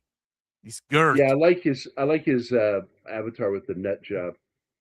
I had to get a nut job once. It's because I got cotton balls that eventually became beer nuts, and had to have surgery, and it was a nut job.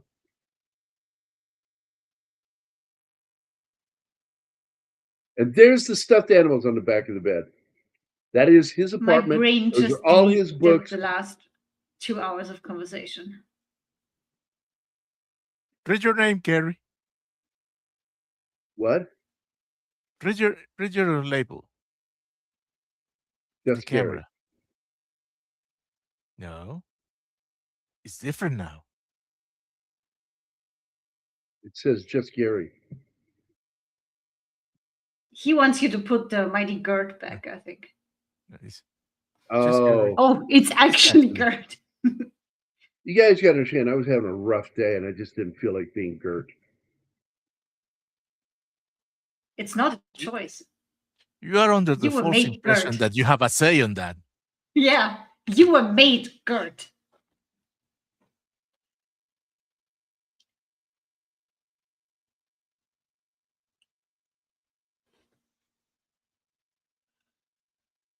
What? They're making a 5th Matrix film? Why? The last one was so fucking bad. And it was on purpose. And it tanked. And it's almost like they're trying to destroy the franchise. Yes, they are. Assholes. Their brother says that they made it for the way they did it because they didn't want to do any other. They were coerced to do the 4th one. That's just wrong. Well, the siblings. I'm sorry if that related you. It used to be the Wachowski brothers. Now it's the Wachowski sisters. What? I'll go with siblings. And it was his wife that started the whole thing for both of them.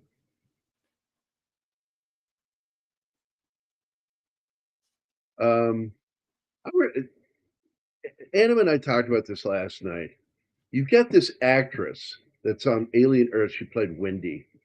And I'm like, she's the son of a guy that's a really fucking good actor. I mean, she's the daughter of a guy that's a really good actor. You want me to bring that up? And I really didn't like that. I really don't like it. I'm trying to find her right now. She's in here. I like Sydney Sweeney. I started watching that new movie of her as the gay boxer. It's good. I watched 20 minutes of it. I knew that it would be something that Anima and I would probably enjoy together. So I pre-watch a film or I pre-watch part of a film before I bug her about watching it with me. There she is. Now you can bring it up if you want. You're not bugging me, mostly. Yet. Mostly. You're bugging me when I have to watch shit like Airplane or Animal House. That's bugging me. We need to do movies for the channel because we're doing the movies really for our audience. I'm just saying. That's what I consider bugging this me. Is her fucking haircut here is just fucking awful. Yeah. Her character is fucking awful. Oh, I hated the that show is fucking awful. Oh my god. I hope they're paying her well because she deserves you know who her dad is? Kyle. Kyle.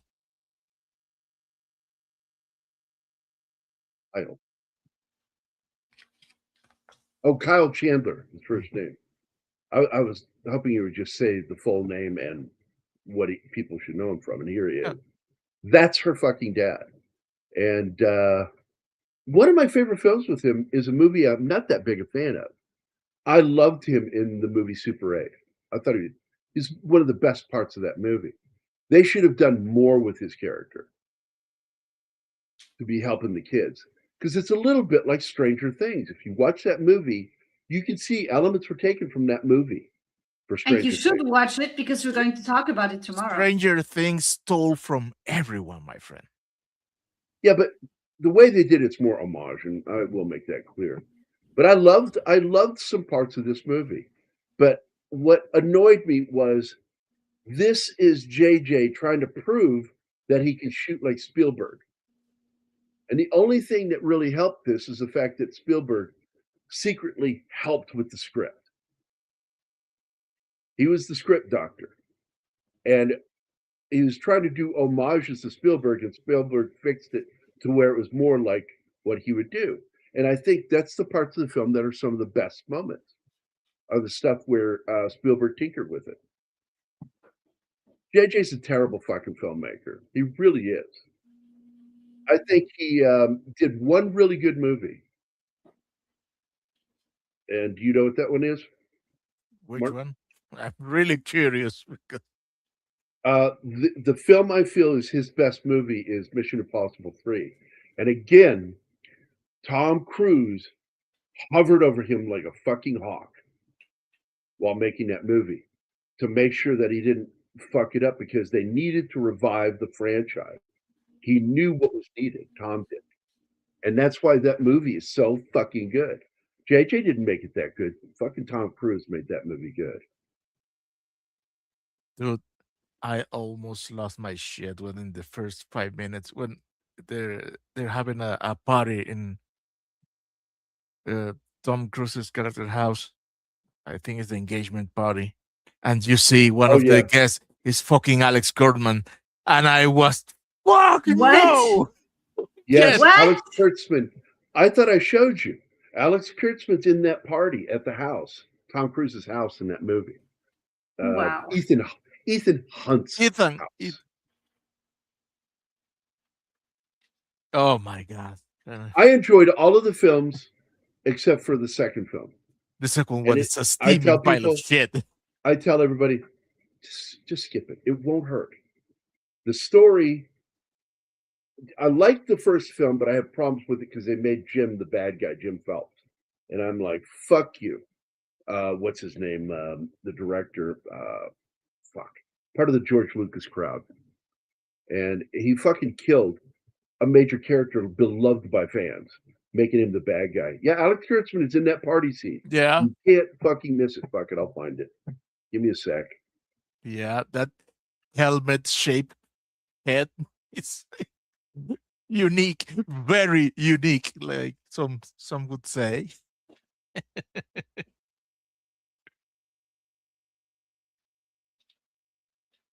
Yeah, chances Oh are my you God. showed me, Gary, but I would have immediately made my I was brain forget watching about it- that. That was a rewatching that I was doing with my wife, and she jumped. What the hell? What? Why are you so mad? Is that asshole destroys Star Trek? Yeah, the killer of Star Trek. Welcome, Kieran McNulty. Hey, what's up, man? Good. Nice. Oh, photo. I know that voice. Yep. Rocket Yeah, Brian kicking in De the Palma. house. My boss was in the first Mission Impossible. He played the part of Agent Barnes. He's in several scenes. Hmm. You know what? Brave has the single worst fucking search engine. And what else is new?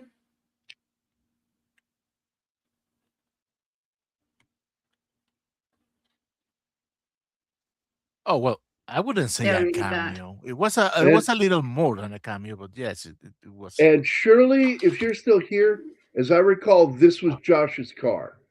It was either his or I think his assistant or DP. But I believe it was his car. A real piece of shit.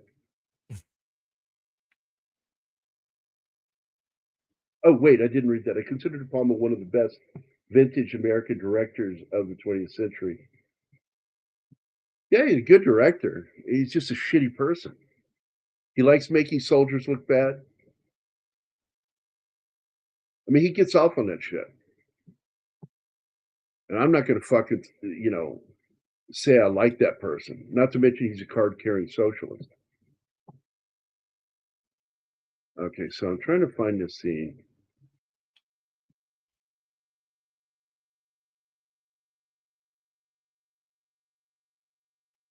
What scene?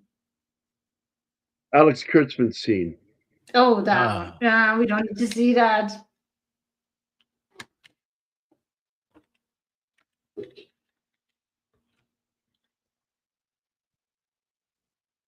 Well, somebody said they didn't know that. And I was going to see if I can find the fucking scene. Nothing. What was that movie called? I don't know. I think it was just Mission Impossible 3. Yes. I think it had no subtitle.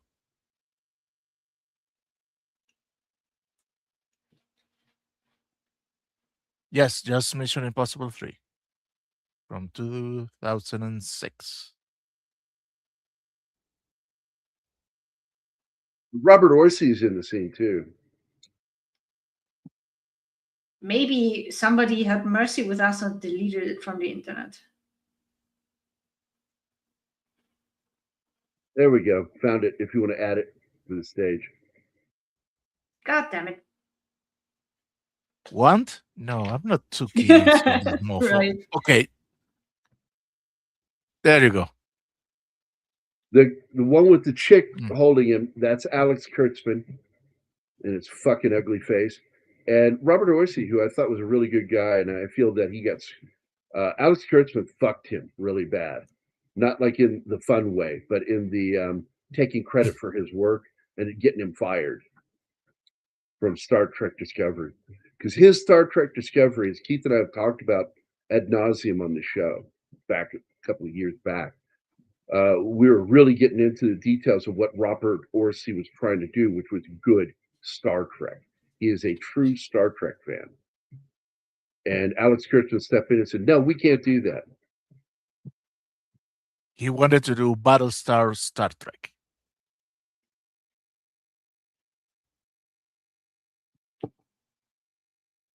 Well, I agree with the whole idea of characters having problems with each other. Yes, I would love to see that. Yeah, because I didn't like Gene Roddenberry's ideas going into Next Generation. And the writers all said it. Every single writer had a problem with his rules, that they can't have interpersonal conflict. Now, that's actually the kitchen on the other side of that wall right there with the stuffed animals. That's his kitchen. And then the dining area and his chair where he did all of his writing and shit was over in that corner of the room.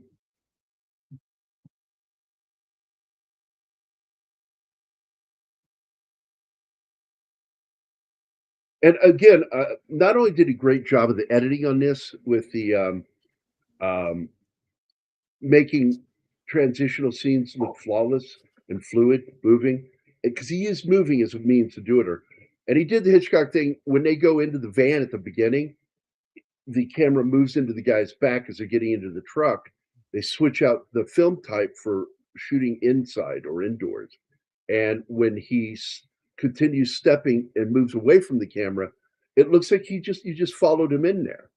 And now we're using a different film stock to be able to shoot indoor lighting.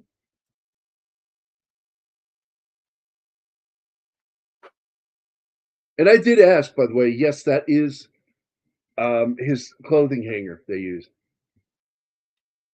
And his old college jacket. Because he did not have a closet. He had the area there for doing his laundry, then the bathroom, and then around the other wall was the little dining area, and it was a small apartment. Cost a shit ton of money. Because the economy in California at the time was bitch. Just a bitch. That thing that she's putting on, you said that's his college jacket. Yes. Oh, no, I don't know on that one. No. I never asked him. Is it? Oh, no, I thought you were talking about the jacket, Carl's jacket, not Josh's. I will tell you now, he was a dropout like me. He dropped out his last year just like I did. And I took the GED and he did too. And I thought that was neat that we both made the same decision because we got sick of fucking people and wanted to do what we were going to do. Read this one. Data and Yar had interpersonal tetanus. That's funny. Yes, she gave him an IT. He just have to run an antivirus. Right.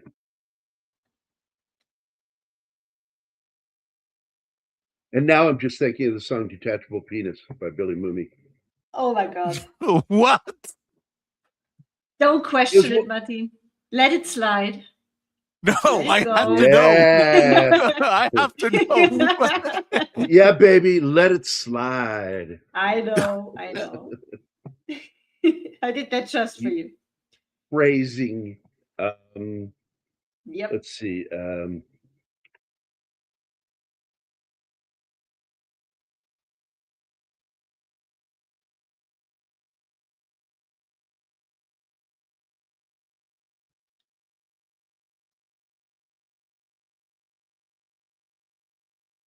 Okay, what? Yeah, I think I found it.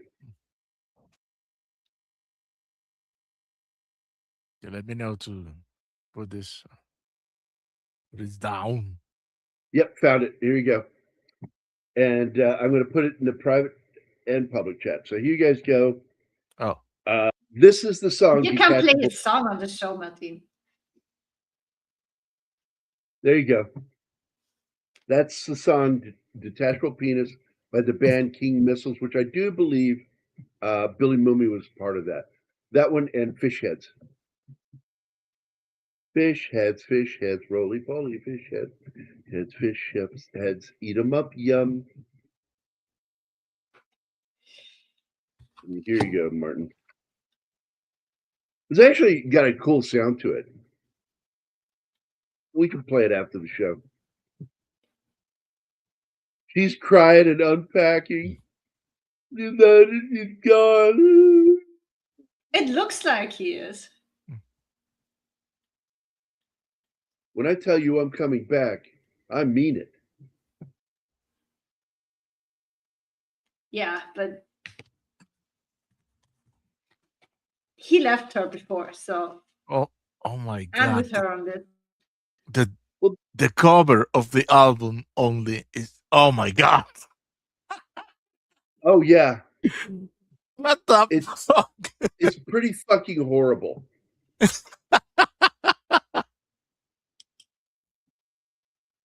Guys, in the people in the chat, please. Go You have look to at the open album cover Holy for that shit. song I just shared. Why did I click on that? Why? Whoa! Deleted scene is not here, but he has given us a super chat. $10, dude. Holy fuck! Thanks. Oh, I Thank was you. glad you were there, Stephen. I love it when my friends get to meet other friends of mine that are celebrities. What's the point in being friends with celebrities if you don't get to show them off to your other friends, get to meet them? Josh was a very creative man. He was troubled too. And those of us that were close to him saw it. I tried dealing with it, and it's what led to so many problems there for a few years and led to me writing a letter. The first letter was nice that I wrote to Bruce. And then when I didn't hear back from him, and I didn't know if he had, because he didn't reply to me, that irritated me. And so after a couple weeks, I'm like, hey, motherfucker, you know, you need to fucking listen to what I'm saying. I said, you know, I've always thought you're a good guy, but, you know, I'm starting to really question that if you're not going to fucking respond to me. I said some really gnarly shit to Bruce. And it led to a funny conversation with Josh, where I got a hold of him. He was finally out of jail. Okay. And I'm like, are you okay? And he goes, yeah, man, I had talked to him. I was so fucking worried about you, dude. He goes, no, I'm good. I'm doing really well. I said, that is so good to hear. Because I wrote a letter to Bruce asking him to help you financially with the shit you're going through. I said, but the fucking cocksucker never answered me back. And so when I didn't hear anything from you or from him, I got really panicky and I wrote him a fucking terse fucking letter about how fucking up his own ass he is. And I really said some gnarly shit to Bruce. Okay. But my hope is that he understood how much I fucking love Josh in what I wrote and how worried about him I was. And so I'm telling this story to Josh, and Josh goes, well, he did help me. And I went, Oh, what? I go, what? And he goes, yeah, he gave me he gifted him $50,000 to help deal with his legal issues and pay off some of his Wow. bills because he was broke. And he says, it's not a loan. This is a gift to you. I love you, man. And he tells you that, and I'm just sitting there like this look on my face. Uh-huh. When when when did you because I didn't tell him about the second letter yet. I said, when did he do that? And he told me the date. And then I went and I looked at my emails for the emails that I sent to him because I kept them in a separate folder. And he did it like right after I sent the first letter. And I went, well, this is going to be funny for you. And I said, because I didn't hear back from him or you. And so I panicked and got angry. And I wrote him a very stern letter.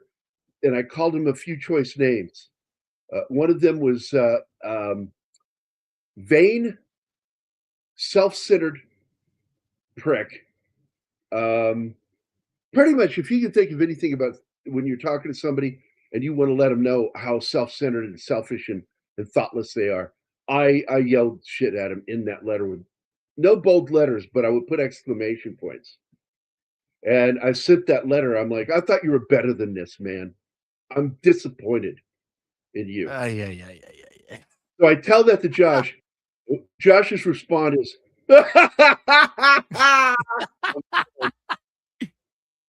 he says, I bet he's pissed at you. He just thought it was hilarious. He goes, how long, when did you write that? I said, I wrote that like a week after you gave me the money.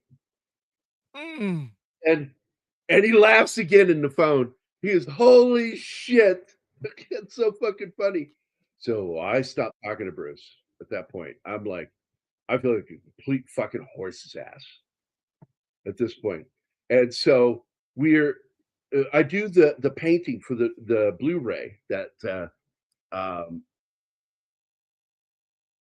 my buddy owns the studio. I've known him for a while. They're the ones who released the Blu-ray and sync something. I can't remember. I don't know why. I'm just having a brain fart. And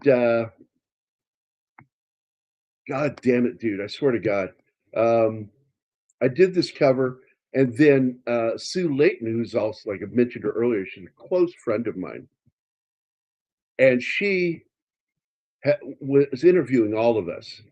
She wanted to do it all in one sitting, but I wasn't going up there to Michigan.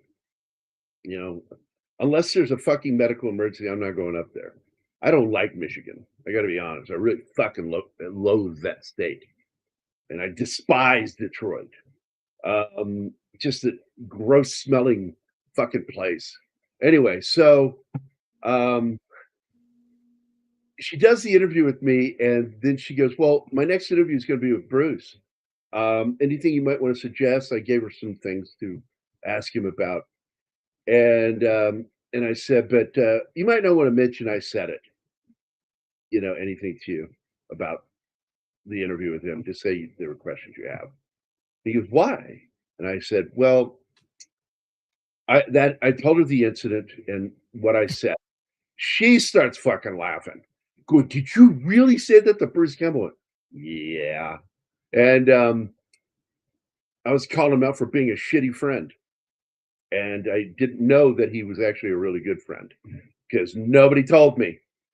And she goes, well, do you want me to ask what he thinks of you? And I went, if you want to know, go ahead. I'm not going to stop you. But if I find out, do you want to know it? Yeah, that'd be great if you tell me. I am curious. And then she fucking interviews him for it's Rue Morgue magazine. Is these interviews?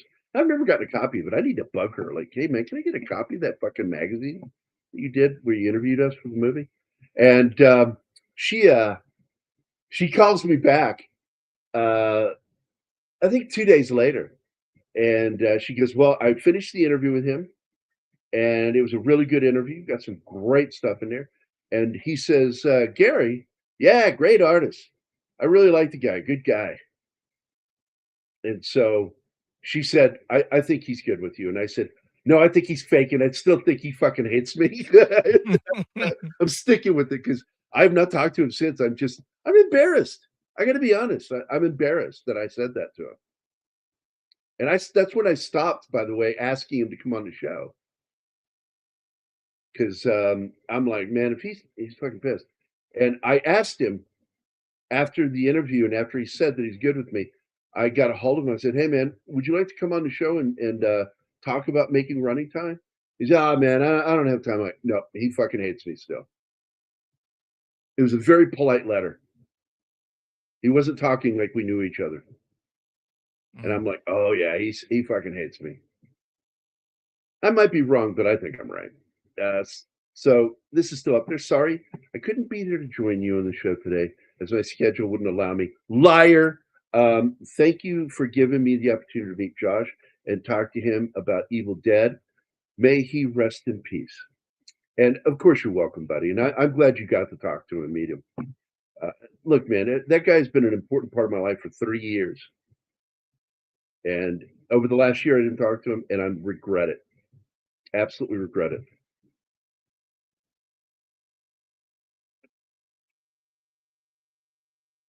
What are we talking about?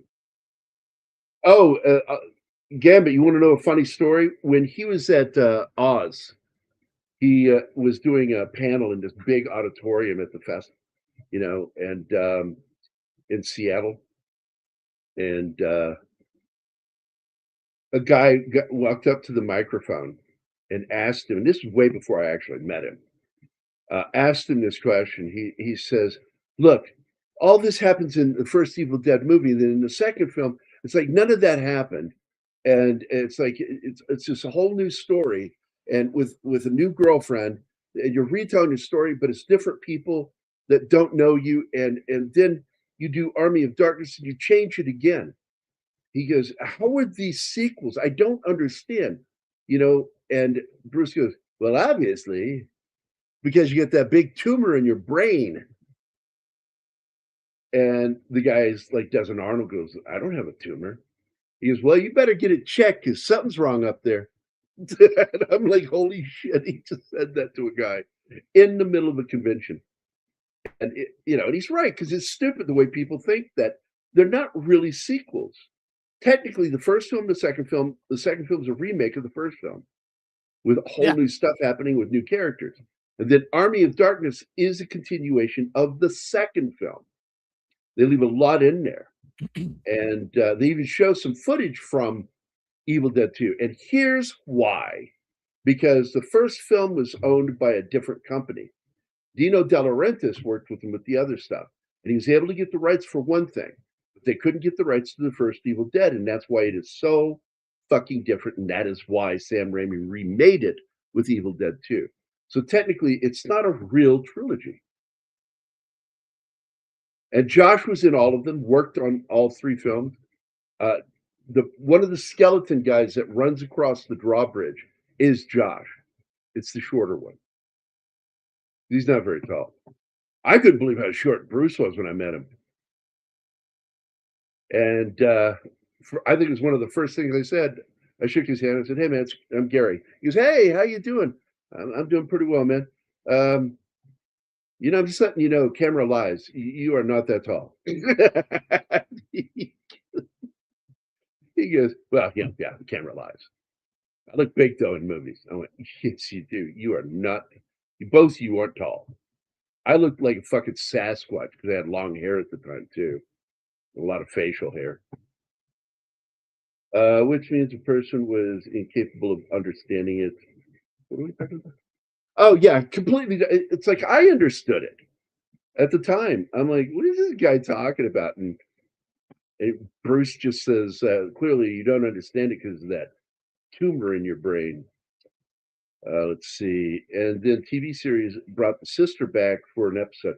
I love that show, Reed. I was pissed that all the Bruce Campbell fans weren't paying to have stars. That's why the show got canceled, because they weren't getting the numbers they needed to keep it going. It wasn't a cheap show. And then he said that he was done playing Bruce, but then he did a video game, did another video game, and then there's more talk of Sam Raimi wanting to bring him back for another Evil Dead movie. And this is from Sam Raimi. So if Sam's going to do it, Bruce will be back.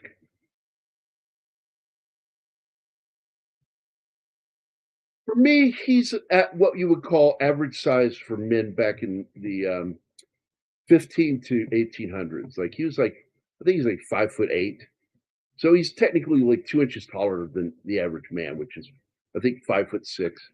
And I tower over those people by, well, 8 inches. This is 9 inches. Yeah. Here we go. Okay, don't. I'm not saying anything. Yet. How about Bruce? I just happen to know that that's 9 inches. Briscoe County, I've said it to him time and time again, man. I said, you need to find a way to reboot that show. And I'm telling you, man, people will show up. I don't know why that show got canceled. It was really good, and they had decent numbers for a show that wasn't being promoted. The problem is it was on Stars. Should it have been on another streaming? No, I'm talking about Briscoe. Briscoe. Was on TNT. Yes. It was free with commercials, and I couldn't understand why they canceled it. I think it had what their rating was, like 1.75.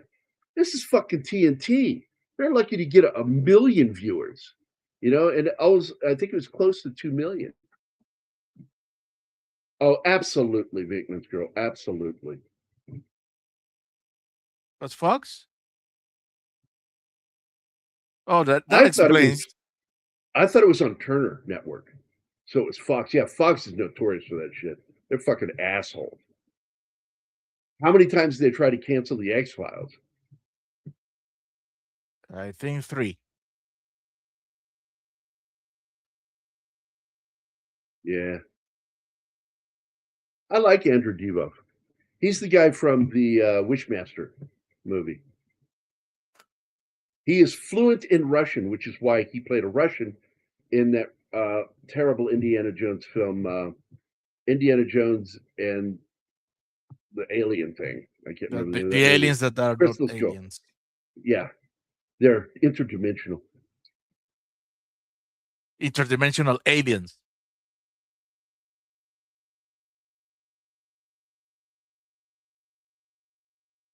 Really? That's cool because both of them are still alive. We lost Arlie Ermy, who played Briscoe County Senior. And there's another character in that movie that's died. Jeremy Roberts was in it, and he was good. He played one of the Toole brothers.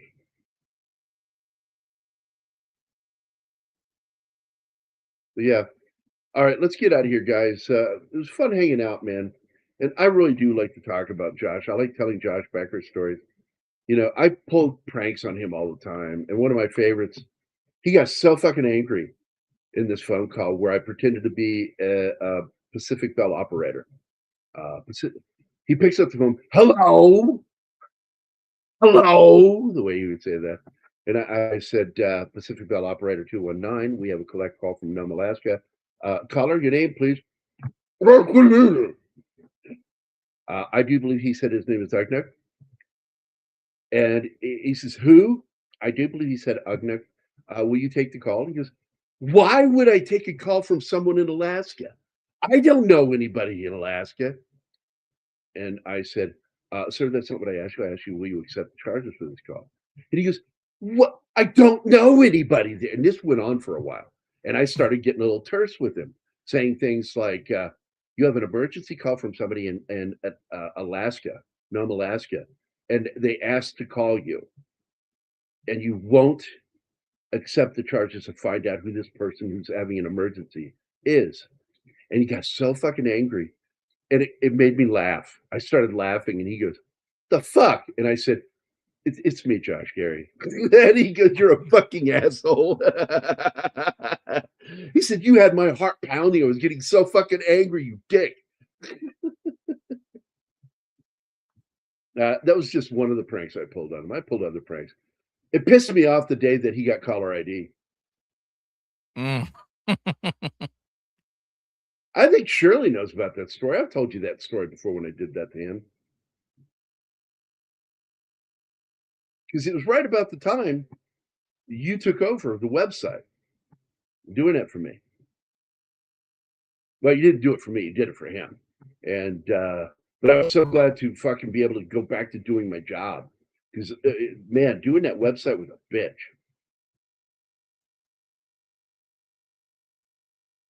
Yeah, there you go. Yes, it sounds familiar. Ivov is fluent in Russian and he's learned it all his life. Well, yeah, his family was from Russia. And I'm not sure, but I think he came here as a child, which is why he has no accent. But he can so quickly drift into it because he's just doing the accent his parents had. That's all he's doing. He's doing their accent and speaks fluent Russian. And when I saw him in that Crystal Skull, I was like, holy shit, that's Devov, the guy from Wishmaster. And my girlfriend at the time was like, who? Like, who? I'm like, yeah, that relationship is not going to last long. Don't worry, honey. I like educating you.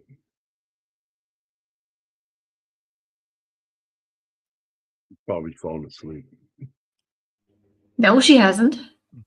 I just have Rocket Kitty in the background. That's why I'm muting. Oh, did you get the tennis racket out and work on her a little? Jesus Christ. How's your serve now? Fuck you. Thanks for sharing an easy days to the PCM tribe. Thanks a lot, Genghis. I appreciate it, buddy. Anyway, we're going to be doing a couple more of Josh's films. I am talking to a good friend of mine that plays the Indian chief in the movie Warpath, and if I could get him to come on to talk about working on that film, I will do Warpath. That would be so cool. Yeah, I do like the guy. Hold on a second.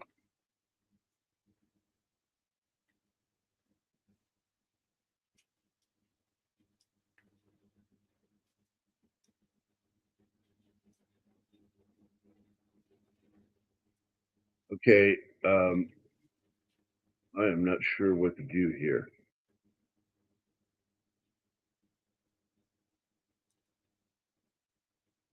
Huh. All I'm getting is the basketball player. And I don't know this guy. Chris Mills. Who is Chris Mills? Shirley. Is this somebody I should know? Because it's not ringing any bells in my head.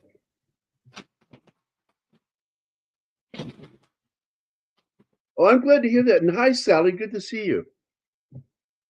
Well, the thing that's fun about most of my stories is they're kind of fucked up. And the comic book artist says Shirley.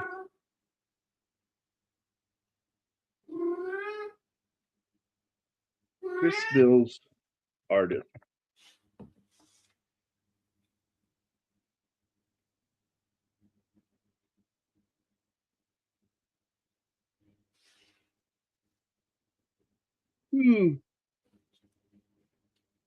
I don't think I know this gentleman.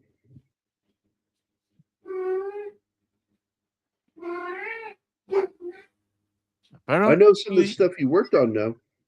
Apparently, Amelia did. Yeah, she's saying shit like, what the fuck's wrong with you that you don't know who Chris Miller is? He's got some interesting art. I like his shading here. Here, I'll show you what I found.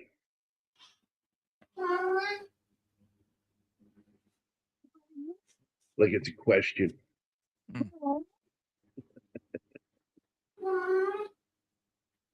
She likes to talk. I talk to the cats here at the house, especially my little baby girl. And boy, oh boy. Chris was not the artist here. He was the writer. But I like that artwork.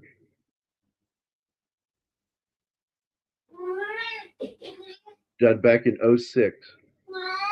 Spider-Man by John Boy Myers. Oh no, wait. I am trying to find out where it was his story, right?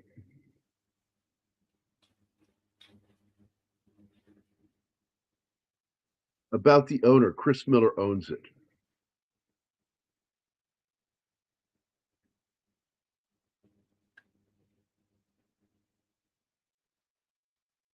That's cool. All right. So apparently he's also a collector. So I guess he was a collector on that one. Oh, you didn't Hey, share it. You didn't share what I was looking at. There we go. there it is. That's a really cool drawing. I like that Spider-Man art. So, and I want to thank Stephen again. It's between the ads that we have on the channel and you guys' support. It's deeply appreciated. And we want to thank you for all you guys who financially support us doing what we do here. Because it's not much. I don't really need much, but it's deeply appreciated. I'm one of those guys who can like live right out of my own hat. So deeply appreciated. So Stephen, thank you, buddy.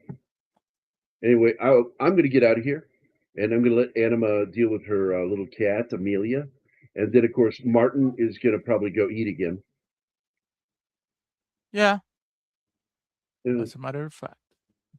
yeah, it's like our ends right around your dinner time, so kind of perfect. My Helen lunch, Place actually. dropped in. Hi, Helen Place. dropped in. So I want to thank everybody for dropping in. Gambit, Snorty, Emmanuel, Shirley Levasseur, Tim, Penny, Sally Ford. And of course, Sally Ford just makes me think of Bruce Campbell as Evil Ash. Sally Ford. And Read by Nature dropped in. Genghis Khan. Vinkman's Girl. Our Muslim Uncle was here, and it was good seeing him. I love that guy. Shinatsky, it was good to see you, buddy. E. Clay Thomas, it was always good to see you. And, what is this? Sia Rand McNulty? Sierra Kieran. McNulty? Kieran. Oh, I don't Kieran. know. Okay. I think. Sorry It's if we're Farsi. butchering your name. So, deleted We're scenes, of good at course, that. Steve, and Helen Place. Always good to see all you guys. Thank you so much for dropping in and listening to some of these stories about making running time and talking about my friend Josh.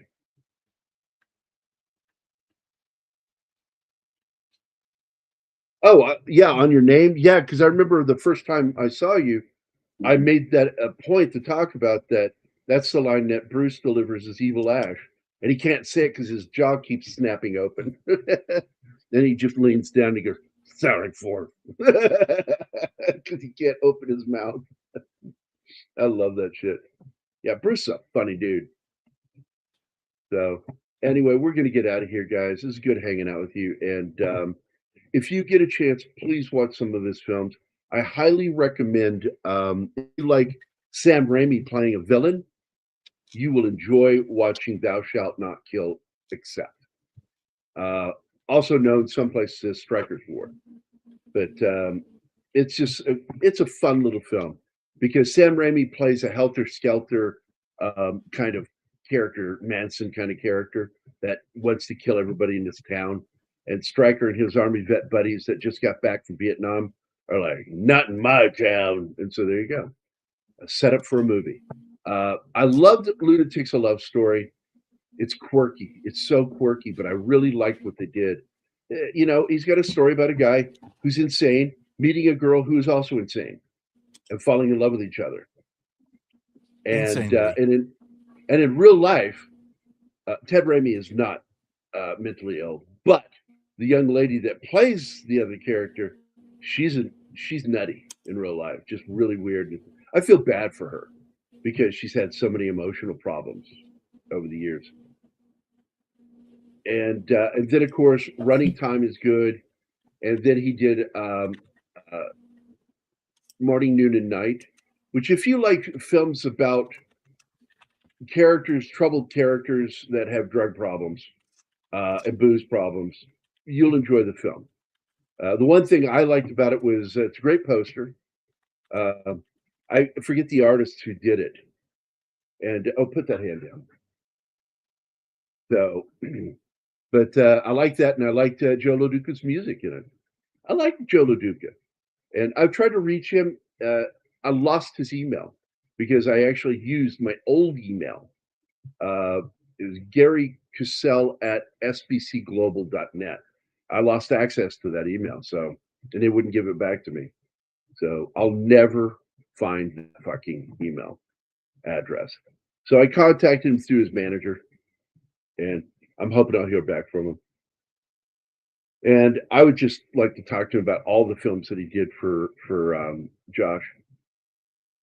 And I've always wanted to ask him how he felt about Army of Darkness, getting to do one theme in it, and the rest of it was Batman composer, what's his name, Danny Elfman.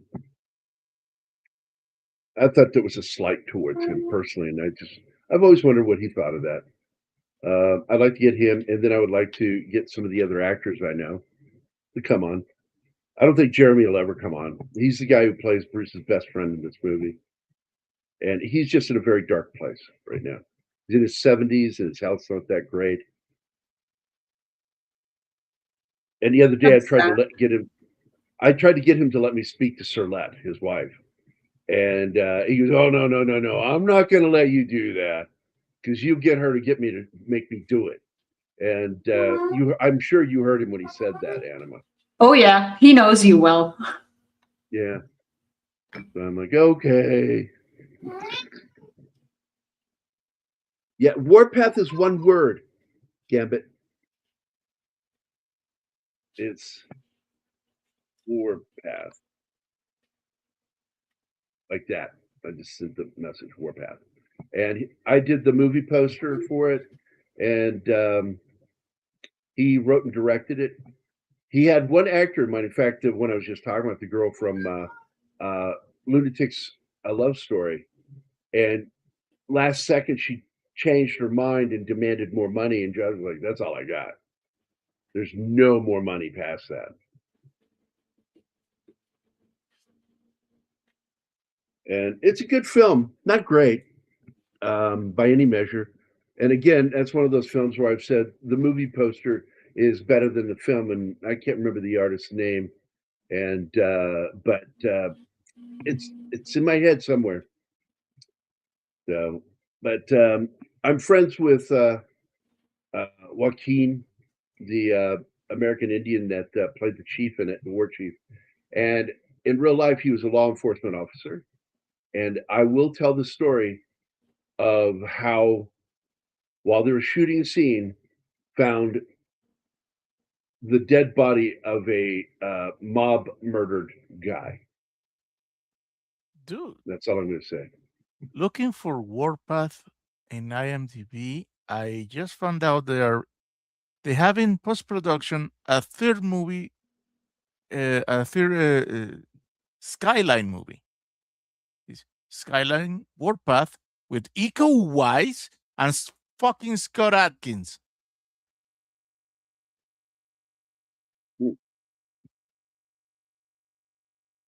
Nice. And for those of you that want to know more about this film, Warpath, let me send this to you. It's got a 3.0 rating. Ouch. Here's the IMDb page, and I'll put it in the private chat too. That's for the movie Warpath. So if you guys want to check it out, go do it. I will be doing it, and I've got to get with Joaquin. Like I said, he's the actor that plays the part of the war chief, and I want to get him on the channel to talk about the movie and his experiences, and also talk about his work in law enforcement and training dogs, because that's what he does. He's a specialized dog trainer, and I love the guy. And he took over the crime scene on the set, found everybody to leave, go over in that area, do not come back over here. and he cleaned up the area and he sat and waited until law enforcement arrived so he could release it to them. Yes, it is on Amazon Prime. Yep. So that's it, guys. Love y'all. We'll catch up with you later, and I hope you have a great Friday. Don't forget, we've got some gaming coming from John tonight. And it's not Fallout. Again, Yes. at the top of our chats, all future episodes until they get monetized, I'm going to try to show my support for Tom. And so it's going to be always at the top of the chat. And please, if you can't contribute to Mead with Tom Connors, please share it out. Let people know that his channel has been demonetized. And for what, we don't know. I've talked to Tom. He doesn't know what the fuck they did.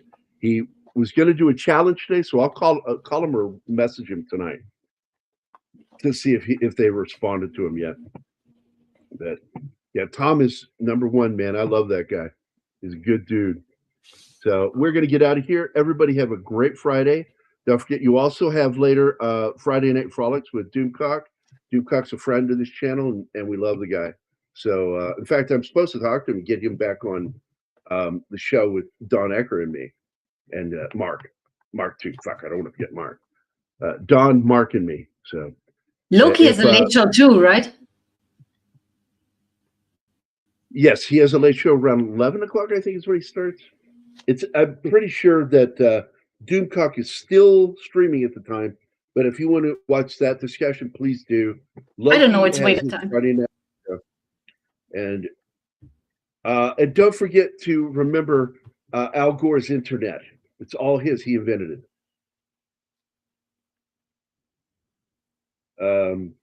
He's a fucking buffoon, really. He really is. Last I heard, they made the vague claim of it being related to suspended channel. That's another one.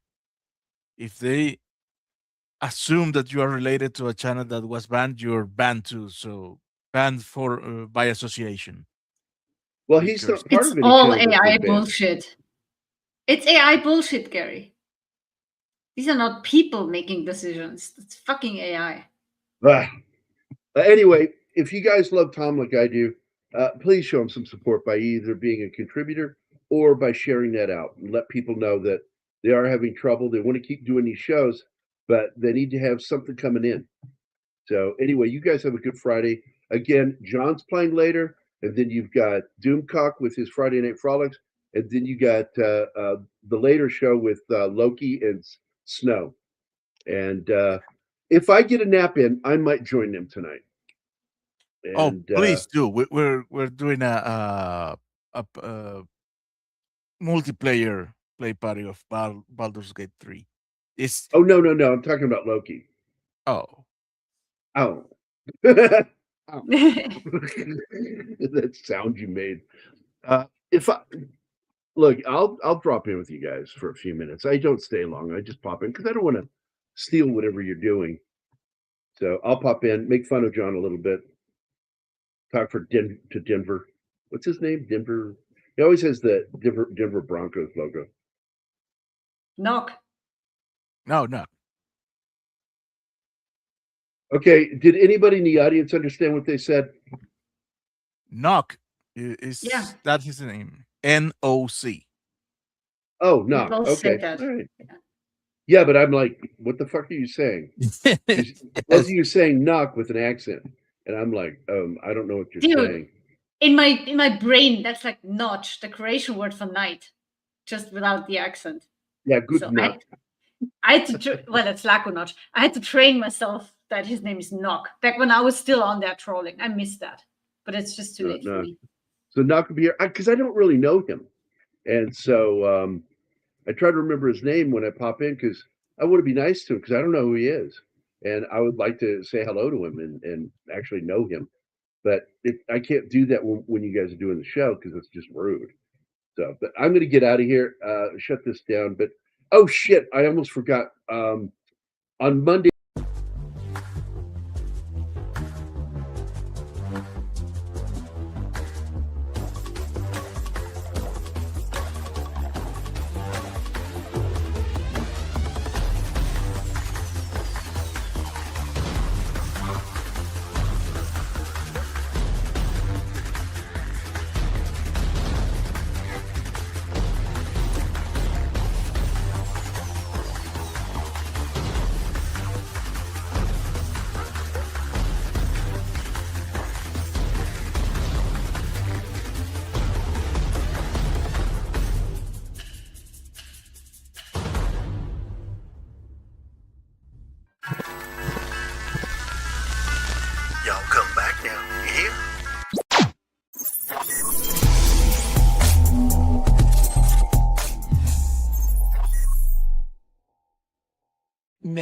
gaming.